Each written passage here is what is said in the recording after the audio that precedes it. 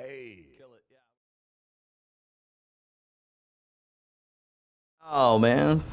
Oh, I know everybody's like, where's a guitar riff? oh, it's so beautiful. Do they even realize what happened? Did you? I'll play it on the outro. They'll We'll hear play it on the That's fine. outro. All right, can you guys hear us right now in the chat? Yeah, they can hear us clearing our throats. Beautiful. Here we go. Jacking around. All right, well, let's get this thing started, guys. Welcome to the second ever episode of Access Vegas. We're right here in Las Vegas, Nevada. Something that Rollo and I have been thinking about doing for a long time. I'm really excited to have him out here. So here's what we're going to do, guys. We've got 3 awesome guests here today. Joining us right now, we have the former Miss Nevada. She's right here. It is, hold on, Tiana. I'm going to say it correct. It is Tiana Tua Mohaloa. Bingo. That's right. She's former Miss Nevada. She's an accomplished singer, and she is one of the top rank ring girls for Top Rank Boxing. We also have Jamie Lynn. She is a marriage and family therapist, and she was in the September issue of FHM, September 2021 issue of FHM. We also have Stephanie Ann Cook. She is a former Miss Nevada first runner-up twice. She's been on multiple billboards and magazines. You see her all over Las Vegas. She's also a top rank ring girl, and we also have a 5-time author. Yes. Best-selling author right here. The International. Yes. the Godfather of Red Pill, Mr. Rollotomassi. Welcome, guys, to Access Vegas. Rollo, how you doing? Good. Straight off of the MOA talk today. And let me tell you something, man. You sprung that on me because I walked in there. You're like, oh, yeah, it's just a meetup. It's like 20 guys. I walk in there. It's like 100 dudes here. Yeah. Like, oh, my God. Well, I was surprised, too, dude. I live next door. And so today was the first summit for my program, Men of Action, and I didn't expect like 100 dudes to show up. That was pretty amazing. And that was Thanks for pretty cool. coming out, by the way. Everybody who did. That was amazing. Yeah, that was pretty cool. We had a good talk. I feel like this is an extension of it right now. What was your impression of the first episode we did? I thought it was very good. It was a good start. Like anything else, I think a podcast, a show, it goes through an evolution, right? It goes through a maturation process, let's say, before you sort of start hitting on things. But last show we had Jamie Villamore, we had Isabella, we had Amberly, and we had CJ Sparks was on here with us. So, the idea behind this show is we want to sort of at least elevate like sort of the conversation that manosphere, red pill, whatever, intersexual dynamics conversation that's going on right now. And I guess the mission charter for this show would be like we want to actually have a dedicated show where we can have these conversations, and it's not just this back and forth and the red meat all the time. It's actually something that's that people can get value out of. So. Awesome. Jamie, can you describe to people what you do? What do you do? Well, I'm a licensed marriage and family therapist. So I have my own private practice, and I work with clients. I work with couples. I work with a lot of women. I specialize in narcissistic abuse recovery, but I do it all: anxiety, depression, personality disorders, you name it, I do it. Wow. So, yeah. Beautiful. Steph, can you describe what you do? What do you do? Gosh, guys, I have to follow this. No, I've been modeling since I was 16, and then I've waitressed at all the clubs in Vegas. I've worked for Top Rank Boxing for 7 years, and just kind of all over the place, but mainly modeling, acting. Beautiful. Boxing. Tiana? What a good question. We hate this question, like on dates, like, so what do you do?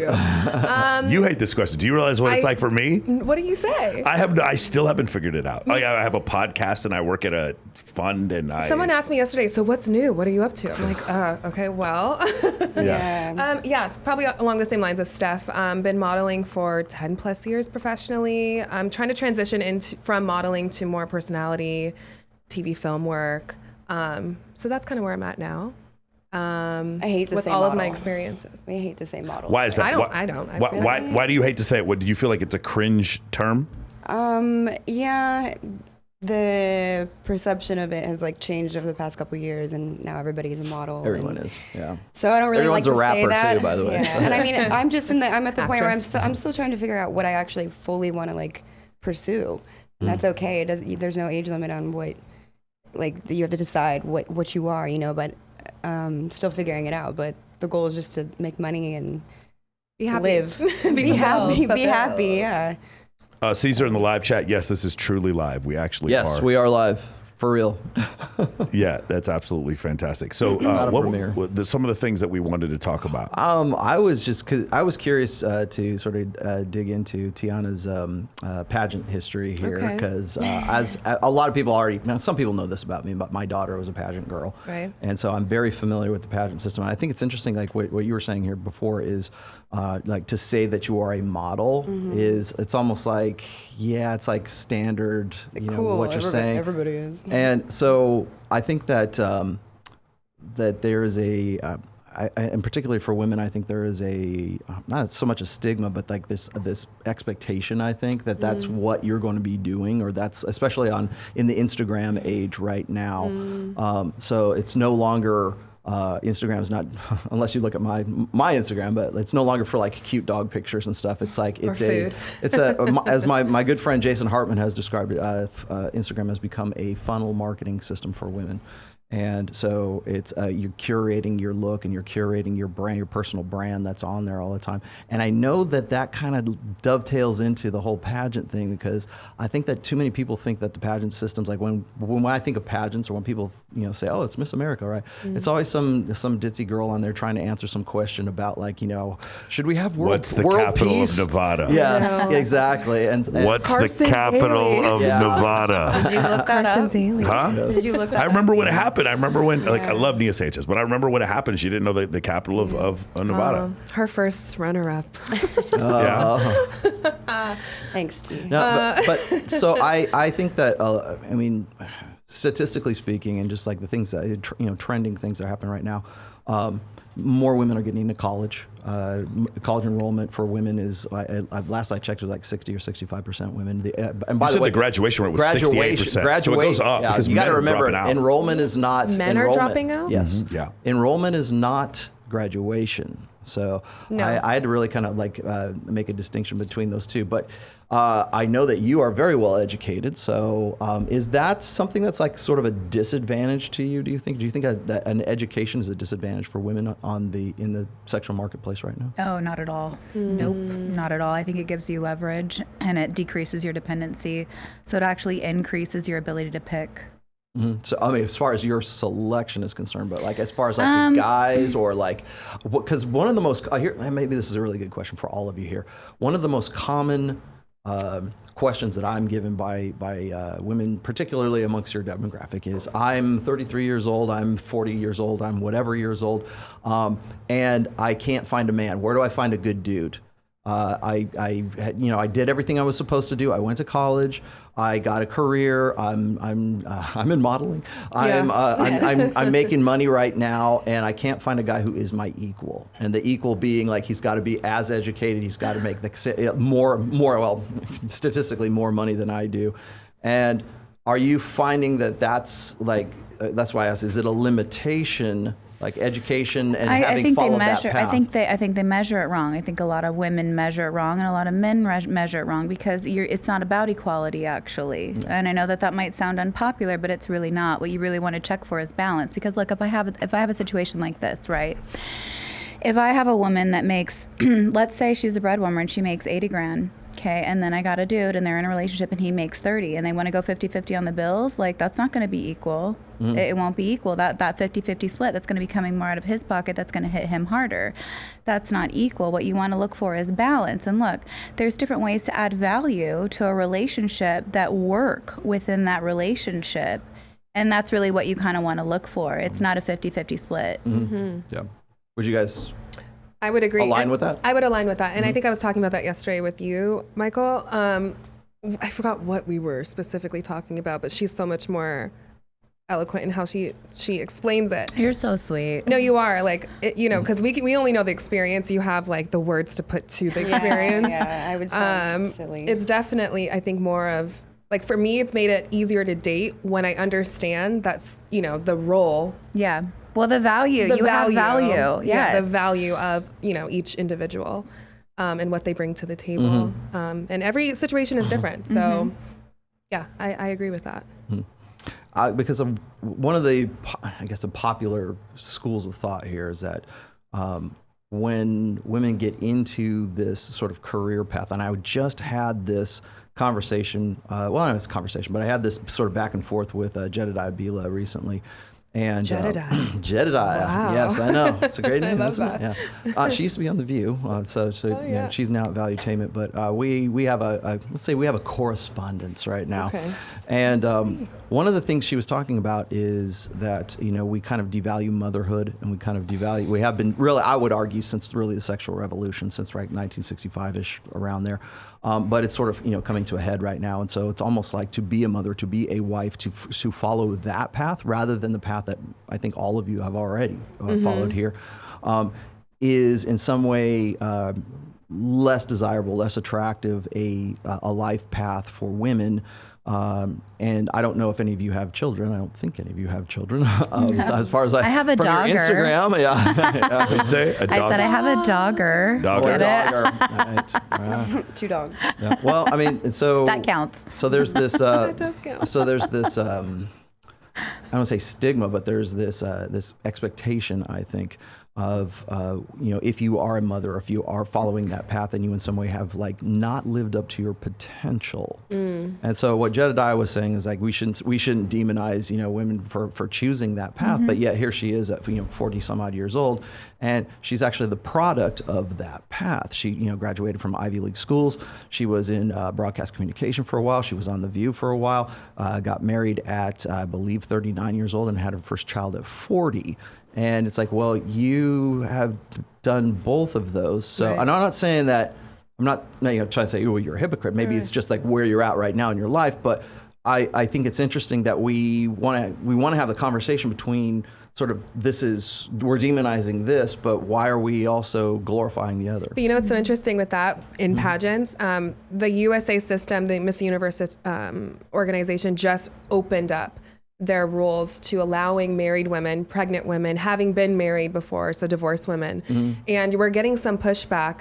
Some are, you know, thank you. Like, you know, I'm 26 and I decided to get married and I get to live my dream and still, you know, progress in my career, where it would have ended just because they got married and they made that decision and chose that path. At a certain age too, and I don't think that was. But to being a mother and being married, and so, you know, we have pushback, and then there's some, you know, the other half is like glorifying it. So it's kind of the same thing. And this is all from women also doing this, because I also have my own thoughts about it. But I can't, what? You can't hear, number one. Number two, New Horizon, my boy, the guy who's running your chat here. Yeah. Let him talk shit. We don't care. Yeah, please let him go. Yeah, let him go. Don't censor him. Number three, we want it. Blue Pill Unplugged. There's the quote here. Ready? Like a woman making 80K would even look at a guy making 30K for anything other than bedroom fun if he was good looking. So wait, that was a mouthful. So they're saying, so what this person is saying is that a woman wouldn't do that unless he was like super attractive. Hold on. Like a woman making 80K would even look at a guy making 30K for anything other than bedroom fun if he was good looking. No, that happens all the time. I see it all the time. Now, I understand that that's not going to be widely accepted, but that actually happens all the time. See, somebody's going to look at that, and that's a very superficial way to view something. It's a very superficial way to view a man or a woman, to say like, oh, I'm only interested in you for like your money. Yeah, that's fucking bullshit. I'm only sorry. interested in you because you're beautiful. Look, like, is there that? Yeah. Absolutely. But that is actually the minority, not the majority. So both things are true, right? There's a normal distribution. There's a lot of women who want tall. I'm not saying that funny. It doesn't happen. Of course. I mean, we live in a city, like, you guys know girls that are just totally transactional, like 100%. Yeah. Like, I am dating a man because he's rich. Let's like not pretend like that doesn't happen. Sugar baby. Obviously, but by the way, I am actually doing an interview about. I don't know if you guys saw Kelsey Turner. She murdered her sugar daddy, and the Courtney Taylor thing where Courtney Taylor murdered her boyfriend, the OnlyFans model. Yeah. I'm doing interviews on both of those subjects, and you know the thing is, like, one of the problems is it's black pill, right? That's the one where it's just LMS. Doom pill, yeah, like a nihilism. Yeah. Okay, so the reality of the situation is, and the best explanation of this is Dr. David Buss's book with Cindy Messing called Why Women Have Sex. There's 237 reasons why women have sex. I've absolutely met women who are sapiosexuals. They are not the majority. They are not the majority. Let me say this one more time. They are not the majority of women are not attracted to me just because I'm smart. They like the fact that I might be smart, but that's not the main reason. There are a lot of women that prefer good-looking men versus not good-looking men, tall men versus short men, but not all of them. And there are some women who specifically, like I have a friend of mine, she specifically looks for men that are not attractive because she doesn't want to compete with other women for them. What I'm saying is it is a normal distribution. If you don't remember what that is, go back to your statistics class and you'll see inside of one standard deviation, you are going to find a lot of women think Chris Hemsworth is attractive, but occasionally you're going to find women that find other things attractive. That's why black pill is not in and of itself correct. It can be correct for one standard deviation, but it's not correct for everyone. Well, black pill is just sort of like the dregs of the MGTOW movement. Really is what it is. It's like that most extreme end, that bottom end of MGTOW. And really, it's guys who are commiserating about their situation. So nothing is. I can bring on. I mean, we have some very intelligent, very beautiful women on this show right now. People kept saying, "Oh, well, you guys need to get." I thought we weren't going to have ratchet girls on here, and I'm like, okay, we want to. They were saying, get a little ratchet. We need to bring we need to bring girls from like Tulsa, Oklahoma. We need somebody from the Midwest. We need just average, regular. I'm like, well, first of all, this is Access Vegas, first of all, and then second Steph, of all, where are you from originally? Rockford, Illinois. Yeah, that's right. Rockford, And then where are you Illinois. from? You're from Reno? No, I'm from Cali. From Cali? Yeah. Okay. You're from originally? I was born in Kansas, You're y'all. from Kansas? Look at that. We ticked all those boxes, guys. And I'm black. Look at that. You are black. I'm black. All right. So I mean, you can get. I love it when guys tell me like, oh, well, I want a girl I can carry on a conversation with. I want, and then okay, I deliver that for you, and it's like, well, they have big fake tits, but here's what do you want? And that's when we're talking about the pageant system. I think it goes back to this expectation that girls who go into the pageant system are just all it is about. It's a beauty contest. It's superficial, right? It's nothing but physicality, maybe a little bit of being able to answer some ditzy question, and that's what makes the 6 o'clock news. But there's so much more to it than just that. You have to have a platform. You have to have like sort of social issues. You've got to be educated. It helps if you've survived cancer or something like that as well along the way. I mean, there's saved a dog from the water before. and again, yes, we've had a prior to the show, we had the conversation about how I'll say it if you won't. Most pageant systems are scams. So, but they still revolve around the idea that we want to make little girls confident and we want to sort of lift them. That's the message I have taken away from years and years of pageants, is that the overarching message is, well, we want them to feel good about themselves and build up their self-esteem, and we want them to feel like they can do anything they want to do. And it doesn't matter whether they placed or if they didn't place at all. It's just that it's the experience of it. It makes them feel better about themselves. Well, that's what we tell them if they don't win. Yeah. Of course. Yeah. So for me, I do pageant consulting, / coaching. And when I'm building the bios for some of my clients, it is definitely more than just the superficial reasonings of why you would make a good candidate or like why you would impress the judges. So then it becomes like, how are you answering them? Because how are you rearranging the words? Are you like, is it landing correctly where the energy feels right? So it kind of can be applied to dating or whatever else, outside of the pageant realm, if you're trying to impress someone. So it's really just about how you make a judge feel. At least that's what I tell my clients. Like, make them feel something when you're talking to them. Yeah. So they remember you out of all the rest of the girls that they're meeting. I think another thing is sort of this undiscovered secret to the pageant system is if you get into the competitive side of the pageant system, it is cutthroat. It is like eye of the tiger. I mean, you have to have a coach, and it's like if you're really going to compete, you're going to follow all of the people that are going to be your competitors in the next time. The best ones, it's kind of crazy. The best ones up there, when you see them walking on stage, they rehearse and choreograph when they're going to smile, when they're going to drop their smile, when they flip their hair, when they look at which judge and which eye, all of it. So it's very calculated, very calculated. I don't think people really pick up on that. I wonder if you go through life the same way. Like, I guess with any of your clients, patients, what do you... People being calculated? Well, like how you can kind of, I guess, encourage them to step up their game when it comes to,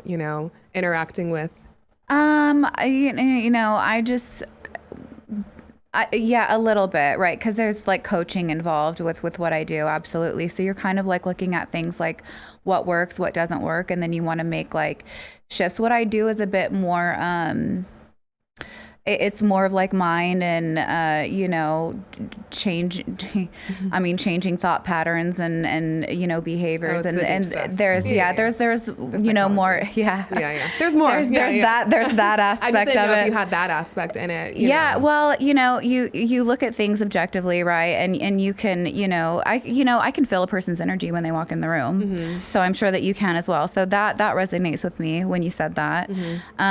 You know, you can kind of get a sense for what somebody's issues are already. I remember I had a oh shit. What are our issues? I remember I had a client just through the email. I was like, I'm not gonna fucking take them. Like, I'm not gonna take them immediately. Wait, like, same. No, really. I was like, I'm not gonna take this person. And then they popped on the call, and I was like, I'm not taking you. I ended up taking them because I love a challenge. But you know, it ended up being very productive. But you know, one of the things that I said to them, like immediately, I was like, you got a bad attitude. And I was like, you're not that much fun to be around, are you? You know, and I just went right in because, you know, I don't have to take you. I don't have to work with you. Why are you going at me like that? I thought HIPAA, you couldn't talk shit about me. I'm just kidding. But yeah, segueing back to what you were saying, yes, you do pick up on energies, and you know, I do observe things that don't work. I always, you know, there's, you know, take it to that psychological perspective as well, you know, and incorporate that. It's a big part of what I do. Here we go, guys. Hold on. Mr. Lovett 82. Needing men to make over 30K matches well with vain Vegas beauty. God, we're still there. Fake hair, fake boobs, fake personality matches. Needing a man to make over 30K. Rollo's right that mentality makes sense in Vegas. Making over 30K. Again, it's not low. Well, wait, it's hold not on. low. We just like, said where are you all from? Right? Yeah, but also like, what's wrong with that? Like, why are you putting a judgment on that? Like, really?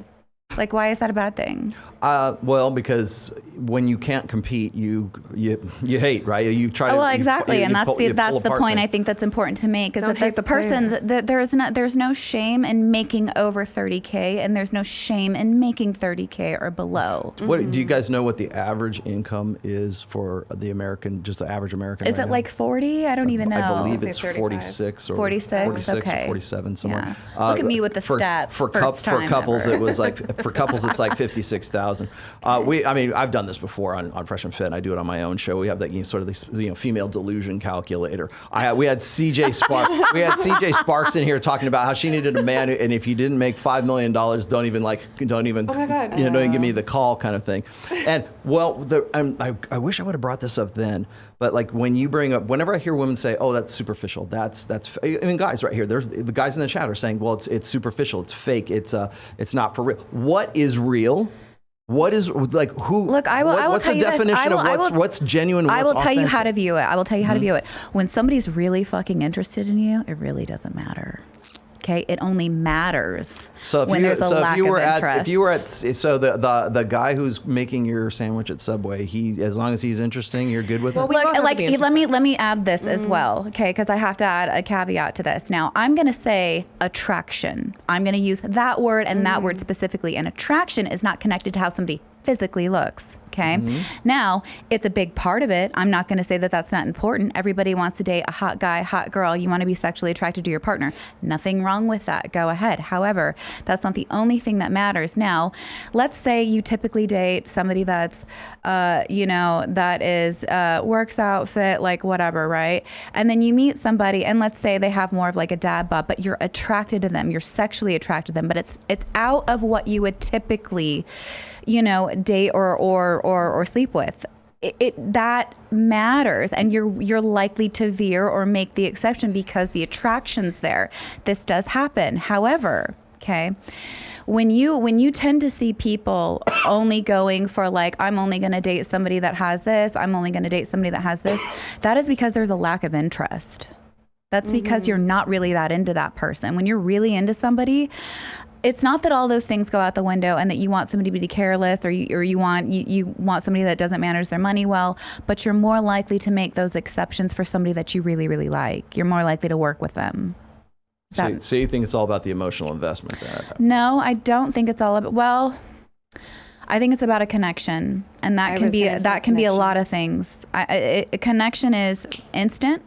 It is something otherworldly. I think it's something that's spiritual, and I think that We're going there already. Here we go. Well, look, this is. Are we doing that now? We don't have to. Are you? Am I it's making okay. you guys uncomfortable?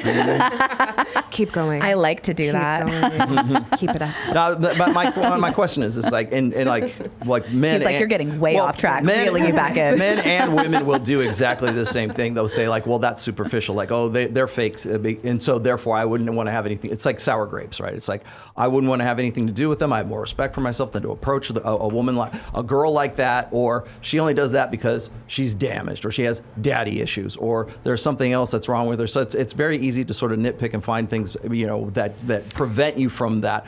But my question to women as well as men is like, when we talk about like superficiality, what is superficial? What is authentic and what is superficial? And really, it's sort of like That's a good on a question. body. Hold on, but I think it's personal. Yeah. What no, makes you authentic? You know, go ahead. No, you go ahead. Okay, so I think it's completely different for each gender. Yeah. I am the same.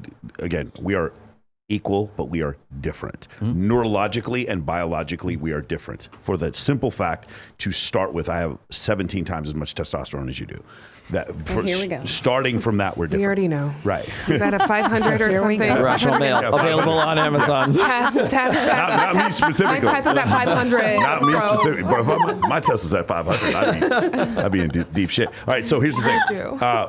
What I'm saying before though is we are different. So what we find to be superficial is going to be different. Men are going to look at looks more and sooner than women are.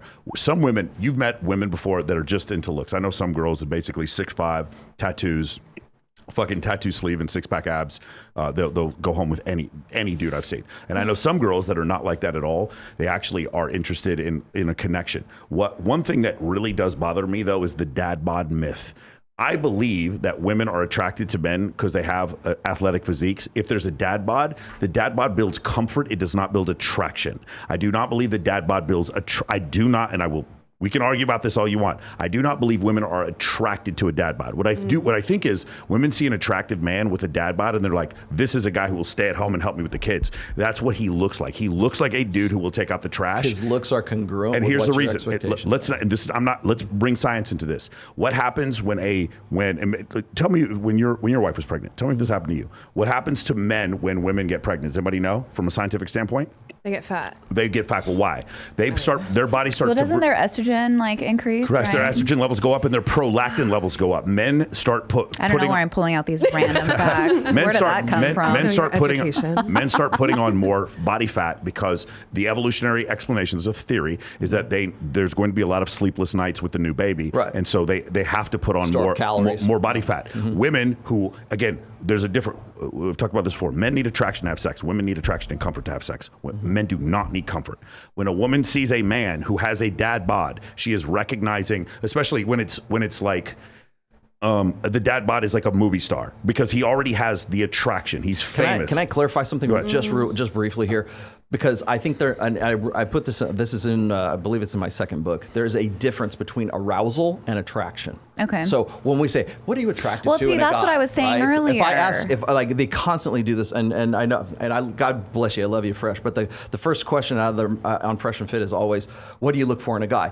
Women will always say what they're attracted to in the long term for that guy. They don't go, yeah, he's got to have 26-inch guns, he's got to have a nice ass, he's got to have a V-taper, he's got to have a six-pack abs, he's got to look like a Chippendales mom. They're not going to say that. It's always, well, he's got to be nice, he's got to like puppy dogs, he's got to love his mom, he's got to want kids, he's got to like Disneyland, he's got all that other crap. Anything that sort of that promotes the idea of long-term security is usually what I have defined as attraction, whereas then there's arousal. So what about a guy gets your blood flowing? That's a different question than what is attractive in a guy. We love a Confidence. good big dick. Confidence. There it is. that's Whoa, good. Miss Nevada, what the Hey, fuck? whoa, Hold on, Miss wait, Nevada. Mom. Wait a minute. Hold on, Miss Nevada. Wait, what? Mark that. What? Mom, if you're watching, please, just I turn it still off right think, now. like confidence and romance. I mean, like so like to Arousal- go on dates and feel special? I mean, for me, and- it starts with conversation. I think there's more than just the physical sure. for So- arousal, but I think it starts at the I think It it starts. does, it does. starts at the physical look like that, but it's the same with guys as well. Like, you don't know if a person's going to create security or, have good conversation or give Have you a that big dick. You right. don't know. You're not going to know right away. But the first thing that you are going to see is, hey, I'm attracted to this person. I would possibly sleep with them. You're going to see that. I think there's a stat that says, women know if they're going to sleep with somebody within the first 3 seconds of meeting them. So, and I have an addendum I to think that. it's 2 minutes. Do you? I don't Okay. think it's. I think if she knows that she's not. Well, Look, he's gonna say, look Yeah. again. she's not going to sleep with him. Yeah, I'm not- I I'm think not that the- women know that within the first 5 minutes that Okay. they're not going to sleep with the Okay, guy. fair enough. Yeah. I'm not gonna. That Yeah. sounds pretty accurate to me. So physical attraction it does play a big role, but that's just the leg in the door. That's just it. Like that doesn't sustain any kind of relationship or any kind of permanency. It's But you just don't it's get to that. You don't get to that relationship without having the attraction or the Yeah. arousal The prior first- to. that. well. Hold on. I think you ladies can get by the fact that you may not find a girl. Not all women. Some women can get by the fact you don't find him perfectly physically attractive. I don't think men can. I think men have to be physically, sexually I don't think aroused. women can either. Now, I think, look, I don't. I do not think that they can. What I see women do all the time is they make an exception for security. The guy's got money, okay? They make an exception for this, but they're not So, but satisfied. she's not attractive. But she's not attractive. They're not Right. satisfied with She's that. I see tolerating it. She's tolerating it. Men Yes. too. I feel like I Yeah. say that all the time, actually. Yes, I mean, I grew up- agree. I grew up around a huge Mormon community, and I feel like I've seen it. You can just sense it that, we're marrying just to get married because that's the religion, that's That's what the we're culture. supposed to do. But I know for a fact he doesn't, that's not who he would choose if he could have his own Okay, individual choice. so That's a really here's good all right, point. ready. Yeah. I'm just sorry to be a little visceral here. This is the point of physical attraction to where your penis gets hard. At least she's above that. It's a boner test. That's the boner test. Yeah, that's what I'm The saying. boner test? I feel Yes. like it doesn't take much for guys, though, I was gonna right? say, all I you feel have like to do you is could think just about go someone like, else. I'm not disagreeing. All you have to do is think of the next door neighbor that I'm not you think is disagreeing. hot. By the way, we didn't Hold on. come up with that term. That's an old Hold school on, term. can we also say, like, for the three of you, you guys are outside of 2 standard deviations of like physical attractiveness for the average American woman. So it's also a little different. Like you could be. Yeah, you hear that? Bullies in elementary school. I'm cute. Fuck you guys. Tiana, you could be significantly less attractive and still pass the boner test. Is what I'm saying. Oh, Right. that's so kind. So I mean, it's Thank you so obvious. much. I mean, like, yes. Just gonna put that in her bio now. Scale of 1 to 10 on a 7.5. pass the boner. But you do not. But you don't get in the door. Like again, like when you're asking women what are you looking for in a guy, it's always long-term security. So really, and we brought this up a million times. That's what hypergamy really is, Right. right? I'm sick to death of people saying it's just about like, oh, you got to have money, you got to have Money. security, and you got to protect her and provide and be parentally invested. No, there's another side to hypergamy. It's called the alpha fuck side. He's got to look hot. He's got to be the hot guy in the foam cannon party. He's got to be the guy that you want to have sex with that gets your blood pumping. Otherwise, the other side of this is kind of meaningless and it becomes more of a transactional nature as opposed to a validational nature with a guy who's hot enough that you want to be with. I think that's so important, but I think that a lot of women don't actually follow that path. It's a need that goes neglected and unmet a lot of the time for women, because women will make exceptions more than men will when it comes to physical attraction, because what they're looking, because again, her love need is safety. Well, Maybe. I think for the men we encounter here, you're correct. I think for the 28% of men that have had 0 sexual partners in the last year, they will make some serious fucking exceptions for physical attractiveness. That's true. Otherwise, Yes. trailer parks wouldn't exist. Women have a higher standard for physical standard for male beauty than men have for women right now. If you don't believe me, just go look at all the niches of porn on Pornhub right now. So let's talk about this. Wait, women need a more attractive man? Yeah, Women have a more 10 static, So listen. permanent standard for male. I haven't really. Yeah. I didn't discuss this with you guys before. This is kind of what I was trying to get to with the Las Vegas dating thing. So 63% of men on Tinder. 10% of men on Tinder are getting 63% of the right swipes. 10% of men are on Tinder. The 10% best looking men on Tinder are getting 63% of the right swipes. The top 20% of men on Tinder are getting something like 85% of the right swipes. Women are saying on Tinder, they find 80% of the men on Tinder to be unattractive, below a 5. They're saying that they find them to be. Now, here's the thing: for women, it's like the top 10% of.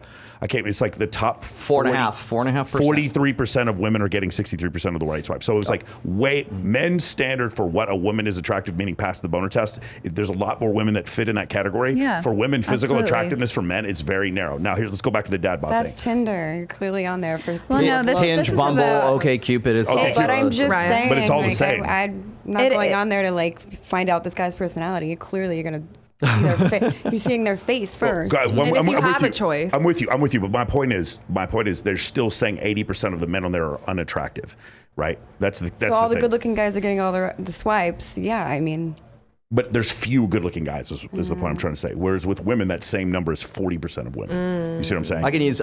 Well, actually, it's Dr. David Buss, as a matter of fact, and I'm trying. I want to say it's Rob Henderson or maybe it was Steve Stewart Williams. Both were saying, like, they're drawing from the same research, is that when it comes to online dating, which is the way we do dating right now, by the way, it's the number one way that men and women and it's meet the most right successful. now. It's the most successful way of dating right now. I want to do too. speed Yes. dating. How about that? Yeah. Well. Yeah. Good luck. you bring that you back. get what you get, and you don't throw a fit. No. But so I mean, there's no arguing that online dating, whether it's Tinder, Hinge, Bumble, whatever it is, even seeking arrangements. The idea is this: is that 80% of guys on those online platforms are classified as unattractive. Yeah, These are the guys that are never going to. They're the invisibles. I call them the 80%ers, right? When people give me this bullshit about, like, oh, here's the 80-20 rule in the manosphere in redpill. It's not about 80% of guys or 20% of guys banging 80% of women. Like, get this straight, please. It's 100% of women want the top 20% of guys. And so what happens is those 80% of guys are sort of the undesirables. They're the invisibles. That 20% of guys are not necessarily attractive. They're just not unattractive. So they might do. Of that 20%, only 4.5% of them are hot enough, interesting enough, good looking enough for them to initiate some sort of contact with that guy. 4.5%. So when we talk about the 80-20 rule, I'm really trying to stress for accuracy on these days. But when it comes to physical arousal, as I was saying before, it's that. I mean, that's the statistical break right there. So for a guy to be hot, for a Justin Waller or whatever, like a Mike Sartain for that matter, it's to get that right swipe, to actually be interested enough to initiate contact. He's got to be within the top 4% of at least the available guys that are on Tinder at that time. The other 20%, those are the guys who kind of have to, like, figure it out. Like, they got to get themselves in shape. They got to have some more value added to put them into to become acceptable. So let's just ask some questions just so you guys understand what the number of men that you think that have had zero sexual partners in the last year. What would you guys? The number of guessing? men who have a had percentage, zero a percentage of men that have Percentage had of zero sexual men. This is a trick question, so I want to It's say low, 'cause I just watched that other 72%. podcast. Oh, it's low? isn't it? Oh, I want to say 70%. 70% of men have had zero sexual partners. That's Oh, interesting. this year? I thought you said this year. In the last year, what percentage of men in the United States have had zero sexual partners? Oh. 70%. What do you think, Sarah? Everybody in the chat already knows it. I don't know. I love it. You take a guess. What do you think, Jamie? I don't know the stats. I know it's low. Yeah. I don't know the stats No, though. it's not a lot. It's about 30% of men. Yeah. It's coming up on a third of men have had zero sexual partners in the last year. And here's the thing. From your experience living here in Las Vegas, does it feel like that? Or does it feel like you are surrounded by dudes who have like 500 body count? Yeah. Fuck boys Only everywhere. because it's not like, they have someone on the side or they always, have that go-to phone call. It's really just because the outreach is there for them to do that. my point I think is Vegas is a unique kind of pool to pick from. It though. is. while you may be correct in some instances, what I'm saying is that most men don't have that at all, no matter where they live.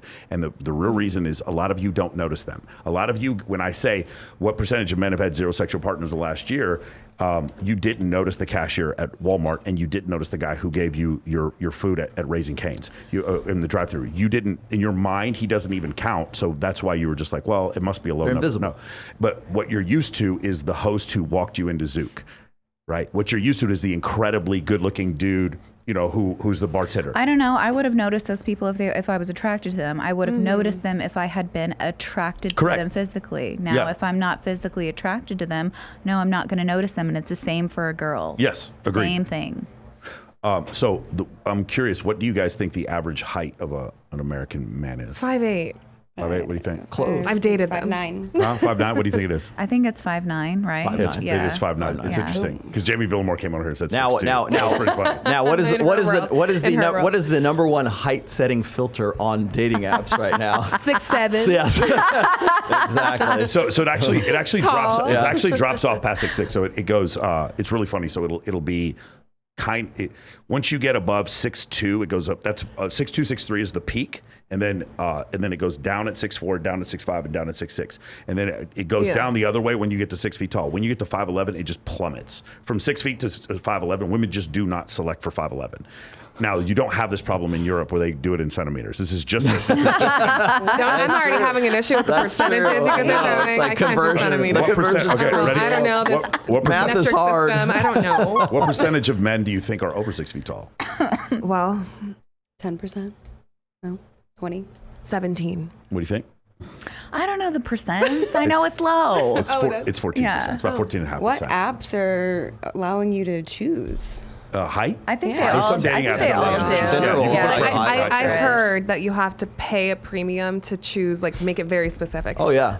Yeah, Also- it's ranking. It's tournament ranking God. on. Wow. Yeah. Yeah, so like if you get a choice, I understand why that percentage of the hotties on there are the ones getting chosen.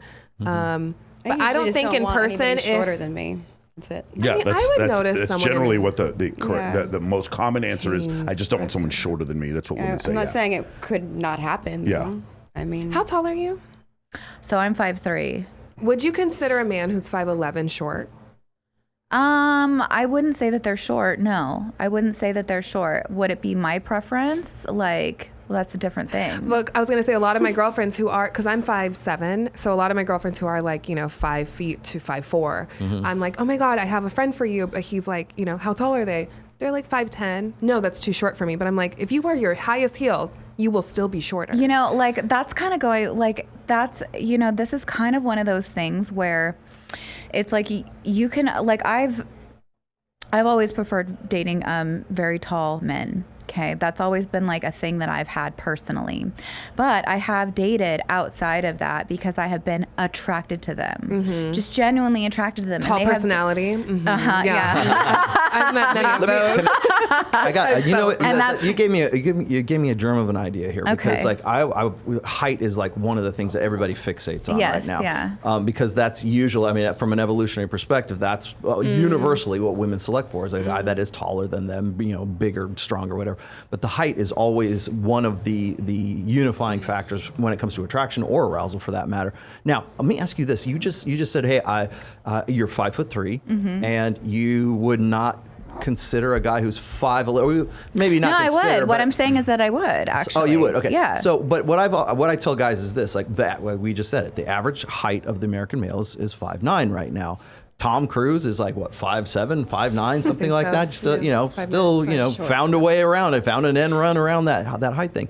Now, is it the fact that he's taller than you, or is it the fact that he is not as tall as a guy who's 6 foot tall?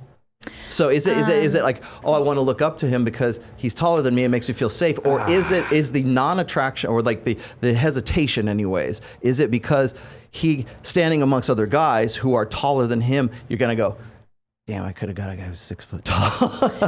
That's a really good question. Is it actually, comparison? That's what I was wondering. that's a good question. I haven't actually thought of that for me, the way that I have always viewed it, at least for myself, and the way that I would say probably most women view it is it's that safety thing. That's what it's kind of rooted in. It's that protection, it's that safety, and that security. But that's a really interesting point about how they rank to other men. That is just something that I think a lot of women are highly attracted to, myself included. But this is one of those things where it's like when you're really attracted to somebody, you'll make that exception. It's the same thing that I was saying with the $30,000 dude. Like, and I have dated, like, even though that has been my preference or my history, I have also dated somebody that's, 5'7". you know, and made that exception because there was that attraction there, personality. despite the fact that he didn't qualify for the height. Actually need to change my mind on something here, because I tell guys, was it because of us? Oh my God. Okay, now hear me out though. Tooting my own horn. Track with me here. I talk to guys who are like, I've got friends and guys that I work with who are Filipino, okay? And they don't tend to be the tallest guys, as you probably know. So they got a guy who's a Filipino, he's like 5'7", and they go, Rollo, I'm doomed. I'm never gonna get laid. I'm never gonna have a wife. I'm never gonna have children. Because, all the Filipino women want a guy who's like 6 foot tall, right?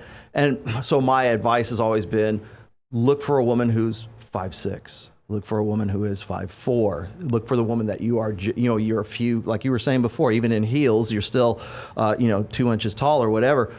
But maybe that doesn't matter, because it's not necessarily about the guy being taller than you. It's about you being taller than the other dudes that are in the sort of available, like in the global sexual marketplace. Well, look, I think that can be I think that could be a way to influence perception. I think it can be a way to influence how a woman picks, but that's a very temporary solution as soon as you take him out of that circle, he'll be exposed. Is selecting a guy based on height, is that superficial? Yeah, it is. Well, okay. Yeah, but it is superficial, but that doesn't mean it's bad. And look, like, thank you. Okay. It's superficial. Okay, whatever. I was feeling a way about myself. I was like, okay. No. See, look, I get people saying like this kind of shit all the time, and it's like, you know what? There's nothing wrong in wanting what you want. Is it superficial? I put on makeup. Is that superficial? Yeah, whatever. It's not bad. All right, a couple things. I have a friend of mine. She was sexually assaulted, and she told me afterwards. After that happened, she dates these fucking monsters, specifically for the reason she said. She said, because this happened to me when I was younger, she dates the roided up monsters, like 6'3", 265. She's like, that is the only kind of guy I'm attracted to. If someone put their hands on me, they would kill them. But again, that doesn't mean that's every single girl. Tall, exactly. Well, I know. I know. You could go date Uriah Faber, and how tall is he? Who? Uriah Faber, or any MMA fighter that's short. Yeah. And they're all little. And they'll kill you. Yeah, they're all little sure. in our size. If anything, I'm bigger than most of the fighters I stand next to. We had a guy in here talk about this. He was like, well, there's no correlation between survivability and height. Correct, but there's also also men are attracted to women for hip to waist ratio and things that they see in cosmetic surgery or breast implants. It's not like we're fooling our evolutionary brains. I agree that they're really, really tough guys that are 5'8". Women are still attracted to men who are taller on average because it's a function of like your evolutionary cave woman brain that still has these signals. And the reality of the situation is most of you ladies are going to date men, and 99% of the time they're not going to have to kill anybody to protect you walking down the street. 100% of the time, if you live here in Vegas, I never see fights here, and that's generally that. If we were back in East Dallas, we'd see fights every day, and I never see fights here in Vegas. So, do you think environment and where you live? Of course, and that was another thing I was saying. Going back to what we were saying before. Whenever I talk to women who live in Las Vegas, and I say things like, "Oh, what you guys said that around the correct," well, you said 70%. A lot of times, women are like, "Well, what's the average?" The average North American male, how many sexual partners do they have in their entire life? And they're like, 40, 50, 100. And it's like, it's 7. And they're like, how the fuck is it 7? Like every Brock that I met, who's the host over at fucking Omnia in Manhattan, he's been with at least 1,000 women. And like not every Brock. Yeah. Brock.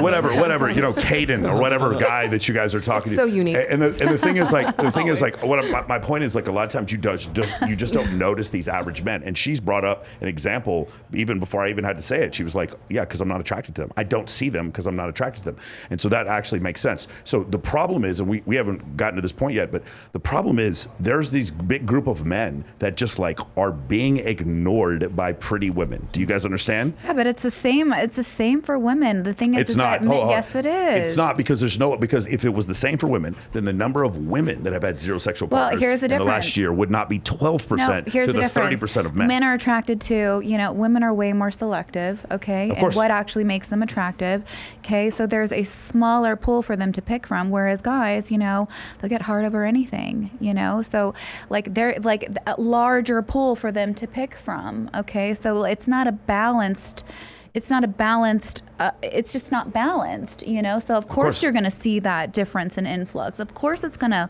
influence the stats and like how you actually measure that and how that reads, you know? But we're both picking from the same place. A guy isn't going to see a girl that he's not attracted to either. The difference is that guys are just attracted to more women. But what would you tell the guys that are not the invisible men who are not being seen? What do you tell them? Step up your game?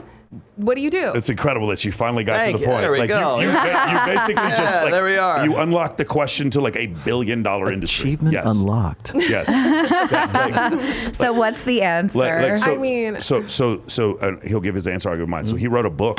The book that is the New York Times the best-selling book that he wrote is based on exactly the question that you just asked. My program, Men of Action, is based on exactly the question you just asked. There is some outlet. These men still matter, even if they are 5'7" and Filipino. Yes, they still matter, right? So that's the question. And here's the thing: what I found is there are ways, and we see it like men who become extremely charismatic or generate a ton of high status, or the one that I try to use the most or try to teach men the most is pre-selection, which is meaning having a lot of women around you makes other women interested in you. There's scientific proof behind that one. Things like that are other ways to get around the fact that, other ways to get around the idea that, well, I'm just short and therefore I don't have any chance. So the idea, well, according to Black Pill, what I'm saying can't possibly be true. And then I show them my clients, and I have clients that are 5'3" and they're surrounded by beautiful women. And they're like, there must be something wrong here. No, this has got to be fake. And it's not fake. It is true. That's the thing. There are other ways that men, and by the way, this is a massive advantage that men have, is that because there's 237 reasons why women have sex with men, there are all these different avenues, whether it be being incredibly funny, incredibly charismatic, or incredibly rich, or incredibly famous, or incredibly talented, or incredibly muscular, or any of these other outstanding outliers that you have. And the reason, one of the things I always try to bring up is like Kobe and Shaq. They both scored a fucking ton of points, and they did it in two different ways. There is a way for a guy who's 5'7" to turn his sliders, his attributes up, just like on Madden, how you had awareness, speed, acceleration, all these different sliders. Maxing your stats. Again, there's some stats, like for instance, I've seen dudes like pretty blue eyes. Girls are like, oh my God, he's so like, or some women who just like blonde hair, blue eyed dudes. And I'll be in a room with them, and like the girls don't even notice I'm there. There's like, okay, all right, well, in this genetic stat, he is beating me, and there's nothing. I will never be as tall as Shaq, and I will never look like this dude. Okay, I understand that, but that doesn't mean I give up. I still go and I work on these other attributes that I can do. Whether it be like I try to read somewhere between 25 and 60 books a year, and I try to build my business, and I try to rescue animals, and try to show some level of agreeableness and empathy towards my friends. And I tell, for me personally, I'm nothing special, but the biggest advantage Don't say that about yourself. The biggest advantage I have, without a doubt, absolutely without a doubt, is the fact that I'm around so many other women that women are attracted to. How tall are you? I'm 6'1". Huh? You're 6'1"? Yeah, I'm 6'1". I'm around so many other women that. See if you got lifts. No, I don't have lifts. Take your shoes off. I was gonna say is like a lot of the guys that it was really great. I missed the super chat here, but there's a really great chat here just a minute ago. How height and attraction, women want to be with a guy that other men want to be, and other women want to have sex with. Other find attractive as well. There's a sort of an ego association with the type of guy. You're the kind of girl that can get that kind of guy, right? So. It also comes back to respectability. So I am in a business right now. I'm in the manosphere, and I'm dealing with guys who are 6'1". I'm dealing with guys like Justin Waller, who's like 6'2" or 6'3", something like that. Myron Gaines has got to be 6'2", something. And even Robert Kiyosaki is like 6'1" at the very least. So when I'm 5'11", I'm still above average for the average height of guys. But then there's this sort of like, is there a respectability sense that goes along with a guy who is like much taller? It seems to me that a lot of guys who are like sort of like the movers and the shakers in this industry tend to be 6 foot and above. And so I'm wondering if there's like, if those guys have a real frame of reference to understand what these guys are going through. Now, more to your point here is, what do you tell these guys? It's not just, and by the way, yeah, of course, this is not just a sales pitch for men of action, okay? What this is money, muscles, and game. Those are the 3 areas of men's lives that most of them are deficient in one way, okay? So if it's muscles, if it's like physique, it's, get in the gym, get your fitness on point. Most guys, that's where they start, because 75% of the United States population is overweight. 35% of men are morbidly obese. That's probably number one. That's probably where you're going to probably start to begin with. Then you've got muscle, or money, muscles, and game. So then you get your money on point, your career on point, so that you're making more than $30,000 a year, but maybe not $5 million a year, CJ Sparks. The top 1% of wage earners in the United States, what number do you think that is? If you guys want to take a guess. Wage what? Income that you take home. To get in the top 1%, what is that number? Do you think it is? 7 million? 7 million to be in the top 1%. What do you think? I don't. No? I can't guess. I have no idea. It's about 540,000. Fucking shit. I knew it was going to be lower Yeah. than that. So that was my first. that puts you in the top 1%. That's why when women are like, was gonna oh say, my I think God, I it's want to do this guy makes multiple millions a year. I'm like, yeah, I mean, if he lives in Bel Air and he happens to, again, one of the things that happens is that when when the 3 of us, the 4 of us are on stage at EDC in the Marquee Sky Deck, we are surrounded by dudes who do make $2 or $3 million a year. And you start getting confused that is the world. It's and that is not the world. That's called the apex fallacy. Yeah, that is like one of the problems is when next time I do the Maxim party, I'm going to invite you guys, and we're going to be in the VIP, and in the VIP at the Maxim party, all of those dudes do make $5 million a year. You're going to be sitting around a bunch of fucking NBA small forwards and guys who own publicly traded companies, and you start thinking that is the world, and that is not the world. But then you have all the women surrounding you and all the hot girls, and then that's what they idealize, and then I want that. This is what I need to be doing. So has this ever affected you? So you're part of the problem. Have you ever seen that happen though? Has that ever affected you? Yes. You've seen a guy who had a bunch of girls around him? Yes. And or even people I've dated, they date me just to attract the other women that are hot. You're the wing girl. What was the feeling that you had? You saw a dude and he was around a bunch of other women, and what was the...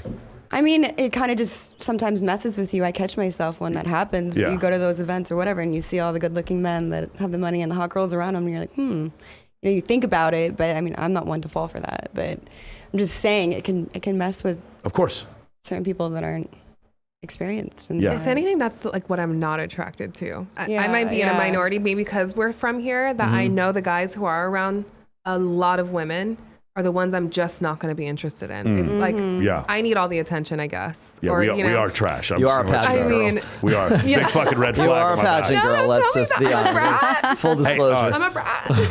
Tiana, will you move closer to her? Because you're moving a little bit off screen. There you go. Alright. Thank you, Michael. There you go. There we go. Beautiful. Move Yeah, closer. but then I have Speak up. Further to I the have left. a close guy friend that specifically asks me to hang out, to go with him, and we'll like go downtown or whatever and just walk. And he's bringing me just So to you're- look for and girls. you're Oh, bait. time out. And has it worked? I'm part of it. Time out. Has it worked? He's gotten girls, but people then maybe later on message him or whatever, and they're like, "Oh, how are you friends with Stephanie Cook?" Like, but he usually gets girls. Yeah. I'm not saying it could be the right way that he gets girls. Yeah. But people ask him and inquire about it, or like he could take photos with me or whatever. And yes, that does work. Do you And then charge? Do you charge him for it? No. You need to charge a fee. He's one of my best friends profit for from years. this. But I mean, I'm like, all right, whatever. Like, I'll go with you. Shut up. Yeah. But even with people I've dated in the past, and they're not good people, but them dating me and bringing me around, and then you see the type of other girls he's clearly has his sights set on, and he's just using me to look. Bait. You're Yeah, bait. he's using me as bait, and then you find out later like he's dating one of those girls, and it's just. To that. Are you in a relationship Oh, sorry. right now? Go ahead. Sorry. Are you I am. presently single, or are you in a relationship? Go ahead, girl. I don't know what I should say, but no, Say whatever you I want. would You say can say no. it's I would complicated. say no. It's complicated. It's very complicated. I wanted to go around the table here and ask, like, how, like, what, on a scale of 1 to 10, priority wise, how important is like getting married, finding a guy, and settling down into some sort of domesticity, I guess, like being a wife, being a mother? That's How kind of important literally is what that I for was you? just about to ask, because I'm like, do you think, like certain men or women, maybe specifically women, think they can get the $5 million, income man? They have that opportunity to do that. At what point do they stop going for that, and they're settling for the guy who wants to just take you to downtown Las Vegas and walk around with you and be, a friend to you first. Is it because you're ready to settle down and become a wife and, do all the domestic things? Or is it, you know what I mean? I'm going to settle for happiness. I want a soulmate and a partner. And if Oh not, boy, we're doing that already I know, too. but I mean, it's just everything is like feeling and connection. And she said connection. And You want to fall in love. Yes, but I mean, and I want someone that's my best friend, and I want safety and trust and loyalty, because I could have had a dog. Someone that wants kids, but I could have had a billionaire. If I was like that, I would have been married a long time ago and But put you up with didn't. this But shit. No, and why I've also, didn't? and I've also dated bussers that didn't Was make that any guy money. not going to deliver on what you I just- happiness? I They knew make money that if you I- ask for a side tip. Shout out to the Vegas bussers. No, I You guys knew- wondering who all the waitresses are dating? Barbacks. It's the Shout out bussers. to you. It's the bussers and the barbacks. I It's love not the that. host. No, It's this not was the many host. years ago. Bussers are besties. This was What do you many think? years ago. I've grown. I need someone that. Hey guys, they are bringing up something really interesting in the chat that I bring up often is when I hear a woman say, I don't like those type of guys who have a big social media following or surrounded by a lot of women. It indicates to us that at some point maybe you did. And the other thing is whenever I hear women say, women, I make guys wait this many dates to go out to before I have sex with them. It indicates to us that at some point you didn't make On the first date? You did not make one of those guys date. And when I ask women about this honestly, they tend to say, yes, that is the case. And I know you're telling me you were never attracted to any guy like that, right? I wasn't attracted to anybody with like a high social media. No, not social media, but but previously, have you ever been attracted to a guy who I'm sure we could come up with a bunch of different. Well, nowadays cues the here. influencers and stuff that are. But no. again, you're saying nowadays. Do you see what I'm saying? You're saying nowadays. Back in the day, you were more attracted There to you the go. life of the party There and you like go. that guy who's the center of attention. Your priorities Maybe a have little bit. changed. It's kind of just like confidence, though. You're attracted to seeing whatever you're perceiving For as sure. like confidence, but. I'll 100% say yes, because one time I made a guy wait 90 days and that still didn't work. So I'm like, okay, back to what I was doing before, or just reevaluating actually what am I prioritizing, and what works for me, which. But I've never been solely about looks. Like I believe you. Very can- few women are solely about looks. I'm just thinking of someone I dated like years ago, and I was really into MMA, and I dated an MMA fighter that was extremely good looking. But as soon as I hung out with him a couple of times, he was so cocky and so like you could tell there was like some sort of roid rage going on. I was like, I want nothing to do with you ever again. But he was extremely hot and in the UFC at the time. I cut it off. Thank God I did, because he's in prison for life. Oh, that guy. Really? Yes. You dated him? Oh, that's right. You told me the story. And he Criminality is beat the is shit out of sexy. his girlfriend. Christy Mack. Yeah. Yes, that Yeah. was many, many, many years ago. But like, I thought he was extremely good looking, but I could pick up on it immediately. And I was like, "There's something wrong with this guy." Like, Do you understand how women earlier though maybe can't pick up on him? Can't pick up on these yeah, things? but wouldn't that come with I like think they life do. experience? I think and- women do pick up on it actually pretty immediately, but I think that they excuse, minimize, and justify bad behavior. Okay, there you go, Jamie. Because I was like, how can you say that women pick I'll up tell on you this? because they do pick up on it, but we don't listen to our gut Okay, there a you lot go. of time. All That's right. the thing. Instinct. Maybe. Okay. Why do you I think got We memes don't listen exist? to it. I think women know right away. Like she had that gut feeling. You got that right away. You listened to it. A lot of women Thankfully. don't. They don't do that. They excuse, minimize, and they justify bad behavior for a lot of reasons. They can't resist the tingles. That's what they just said in the chat. They can't resist the Well, tingles. also maybe I didn't develop a close connection, so I was immediately like out of there. For sure. It's harder to, and I've made exceptions for people's bad behavior because I Sure. already had a connection with them, and I was like, oh, fuck, I love this person. So Exactly. Then and because of those things, you'll excuse, overlook, minimize, justify bad behavior because of, again, many reasons why women do that. If you have an emotional attachment, if you've slept with them, those are all reasons why you excuse, minimize, and justify bad behavior. That's why I'm all about like women's concept of love is opportunistic. It's he's got to meet all these criteria. And sometimes that criteria changes the older you get. So a woman who's 23 years old is going to have a different, like the subjects, the things on the list don't change. Just the order of them changes as you, from 10 years from 23 to 33, let's say. So, I mean, in my book, I'm known for this. It's there's the Hoe Phase, right? There's the 18 to 28 year old version of you who dates the MMA fighter, right? The guy, the hot guy in the foam cannon party, the guy who's the fun, as Sheryl Sandberg said, the bad boys, the bad for you guys, the hustlers and Tinder swindler. Date that guy, right? But then when you get to be right around 29, 30, 31, that's what I peg as the epiphany phase. And that's when women say, okay, I'm done with my journey of self-discovery. And now I want to settle down and find a guy who really, is with me for the long term. And I want to fall in love and I want to be happy. And I have all in those criteria. Maybe it's not looks first. Looks is like second or third, but he's got to be dependable. He's got to be loyal. He's got to like, he's got to like dogs. What is a hoe phase? What qualifies? Because I know a lot of women that are in very monogamous relationships never had a hoe phase. What actually is a hoe phase? 18 to 28 years old. But what qualifies it as a hoe phase? Because it's let's be promiscuous. So what does that actually Basically. look like? Like, what's the body count on that? Does that mean she sleeps with somebody on the first date? More Does than that 6. mean like more than 6 a year, or More like than 6. Well, okay. So I've done these shows with Myron and Fresh. Because I'm just curious, like what actually is a hoe phase, and would the same rules apply to a guy? Hell no, that wouldn't apply to a guy. All right, now stop. Hell no, That's woman. really Hold the on, question. wait. Stop. That's not even a question. Stop in your tracks That's right now. not fair. I'm gonna call out something you just yeah, did. it's not fair. And you've been doing this entire conversation. Every time we bring out a point about like a hoe phase for women, it's like, well, what about guys? Okay, stop. You need to dissociate yourself from like, okay, men and women are different. So the idea that what's good for the goose is good for the gander, if there's like, if it's good for guys, it must be good for women. Throw that out of your mind right now, because men and women are biologically, physiologically, neurologically, psychologically different from one another. So there is this constant like, well, what about guys, right? Okay, well, that's not what we're talking about right now. We're talking about women at this phase. Jamie, if you're asking, is it a double standard? Yes. There is. Yeah. There Yes, is. it And is. if you're asking if it's fair, it isn't. Yeah. Because I'm gonna bring up this right now.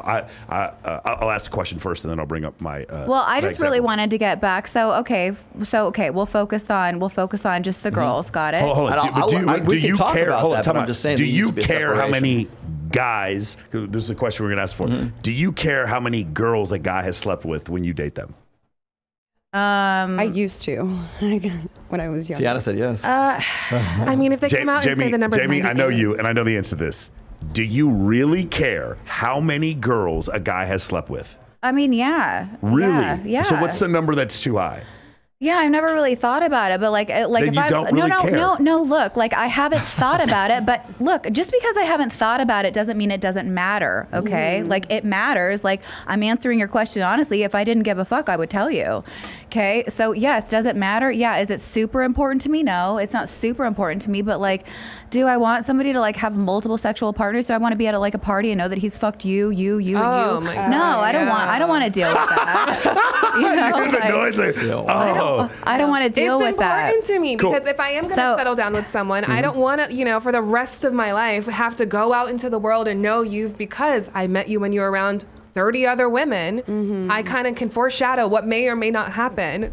And just with my own, So it's an embarrassment thing, but it's not an actual number that's bothers you. But what the guy lived in New York and now you live in Vegas, his body count is high, but none of the girls live in Vegas. Would that be a problem for you? I don't think so. Would it be a problem for you? It No, just with depends. that. Okay, yeah, now- but now- here in Vegas, yeah. Yeah, I Okay, guess now, where you I'm live. going to ask the same. So it's a status and a social aspect. Let's have a hypothetical question. I have 3 dudes here, and then I ask them, do you think body count matters for a woman? What do you think they're going to say? Yes. Oh yeah. Okay, so I was told on a first date, don't tell me who you picked up. It is a double standard, and it isn't fair. Yeah, fair enough. Well, I want to go back to the hoe thing though, because I do, because look, I'm genuinely curious about it. Okay, because I hear that term a lot, but like, how do you actually define that? Like, what qualifies as a hoe phase? Like, I think because I hear that all women have, like, you're making a generalization saying that, hey, 18 to this, all women basically go through that. I didn't do that. No. I think if they have the opportunity, that's a generalization that it's just a generalization, doesn't count. Your peak sexual market value years are going to be right around 23 years. Sure. old. Yes. But just based on your definition of what a hoe phase is, well, I don't apply to that. I know lots of women that don't fit that. He didn't come up with the term hoe phase, and neither did I. I called it party years. I asked him, okay, you guys use the term hoe phase. I asked him how to define it. So that's what I'm referencing. Yeah, for sure. It's just a colloquialism. I think party phase is probably a better way to put it. Because I know some girls that like they don't sleep with a bunch of dudes, but man, they like a fucking ton of attention. And they'll go through this phase in their life where they're like, they have a boyfriend and they're driving him crazy by making this dude jealous and this dude jealous. I've seen that happen also, but at the same time, there are a few girls who, like, we didn't come up with the term hoe phase, is what I'm saying. No, we didn't. No, but I was going to say is like the span to 10-year span. This is how I classify it. So this is just my bonehead version of this. 18 to 28 years old. 23 is the age at which most men across the board find women they're at their most attractive, is between like 21 and 24 years old, right in there. So I peg it at right about 23. That is the prime age at which a woman has her peak sexual agency.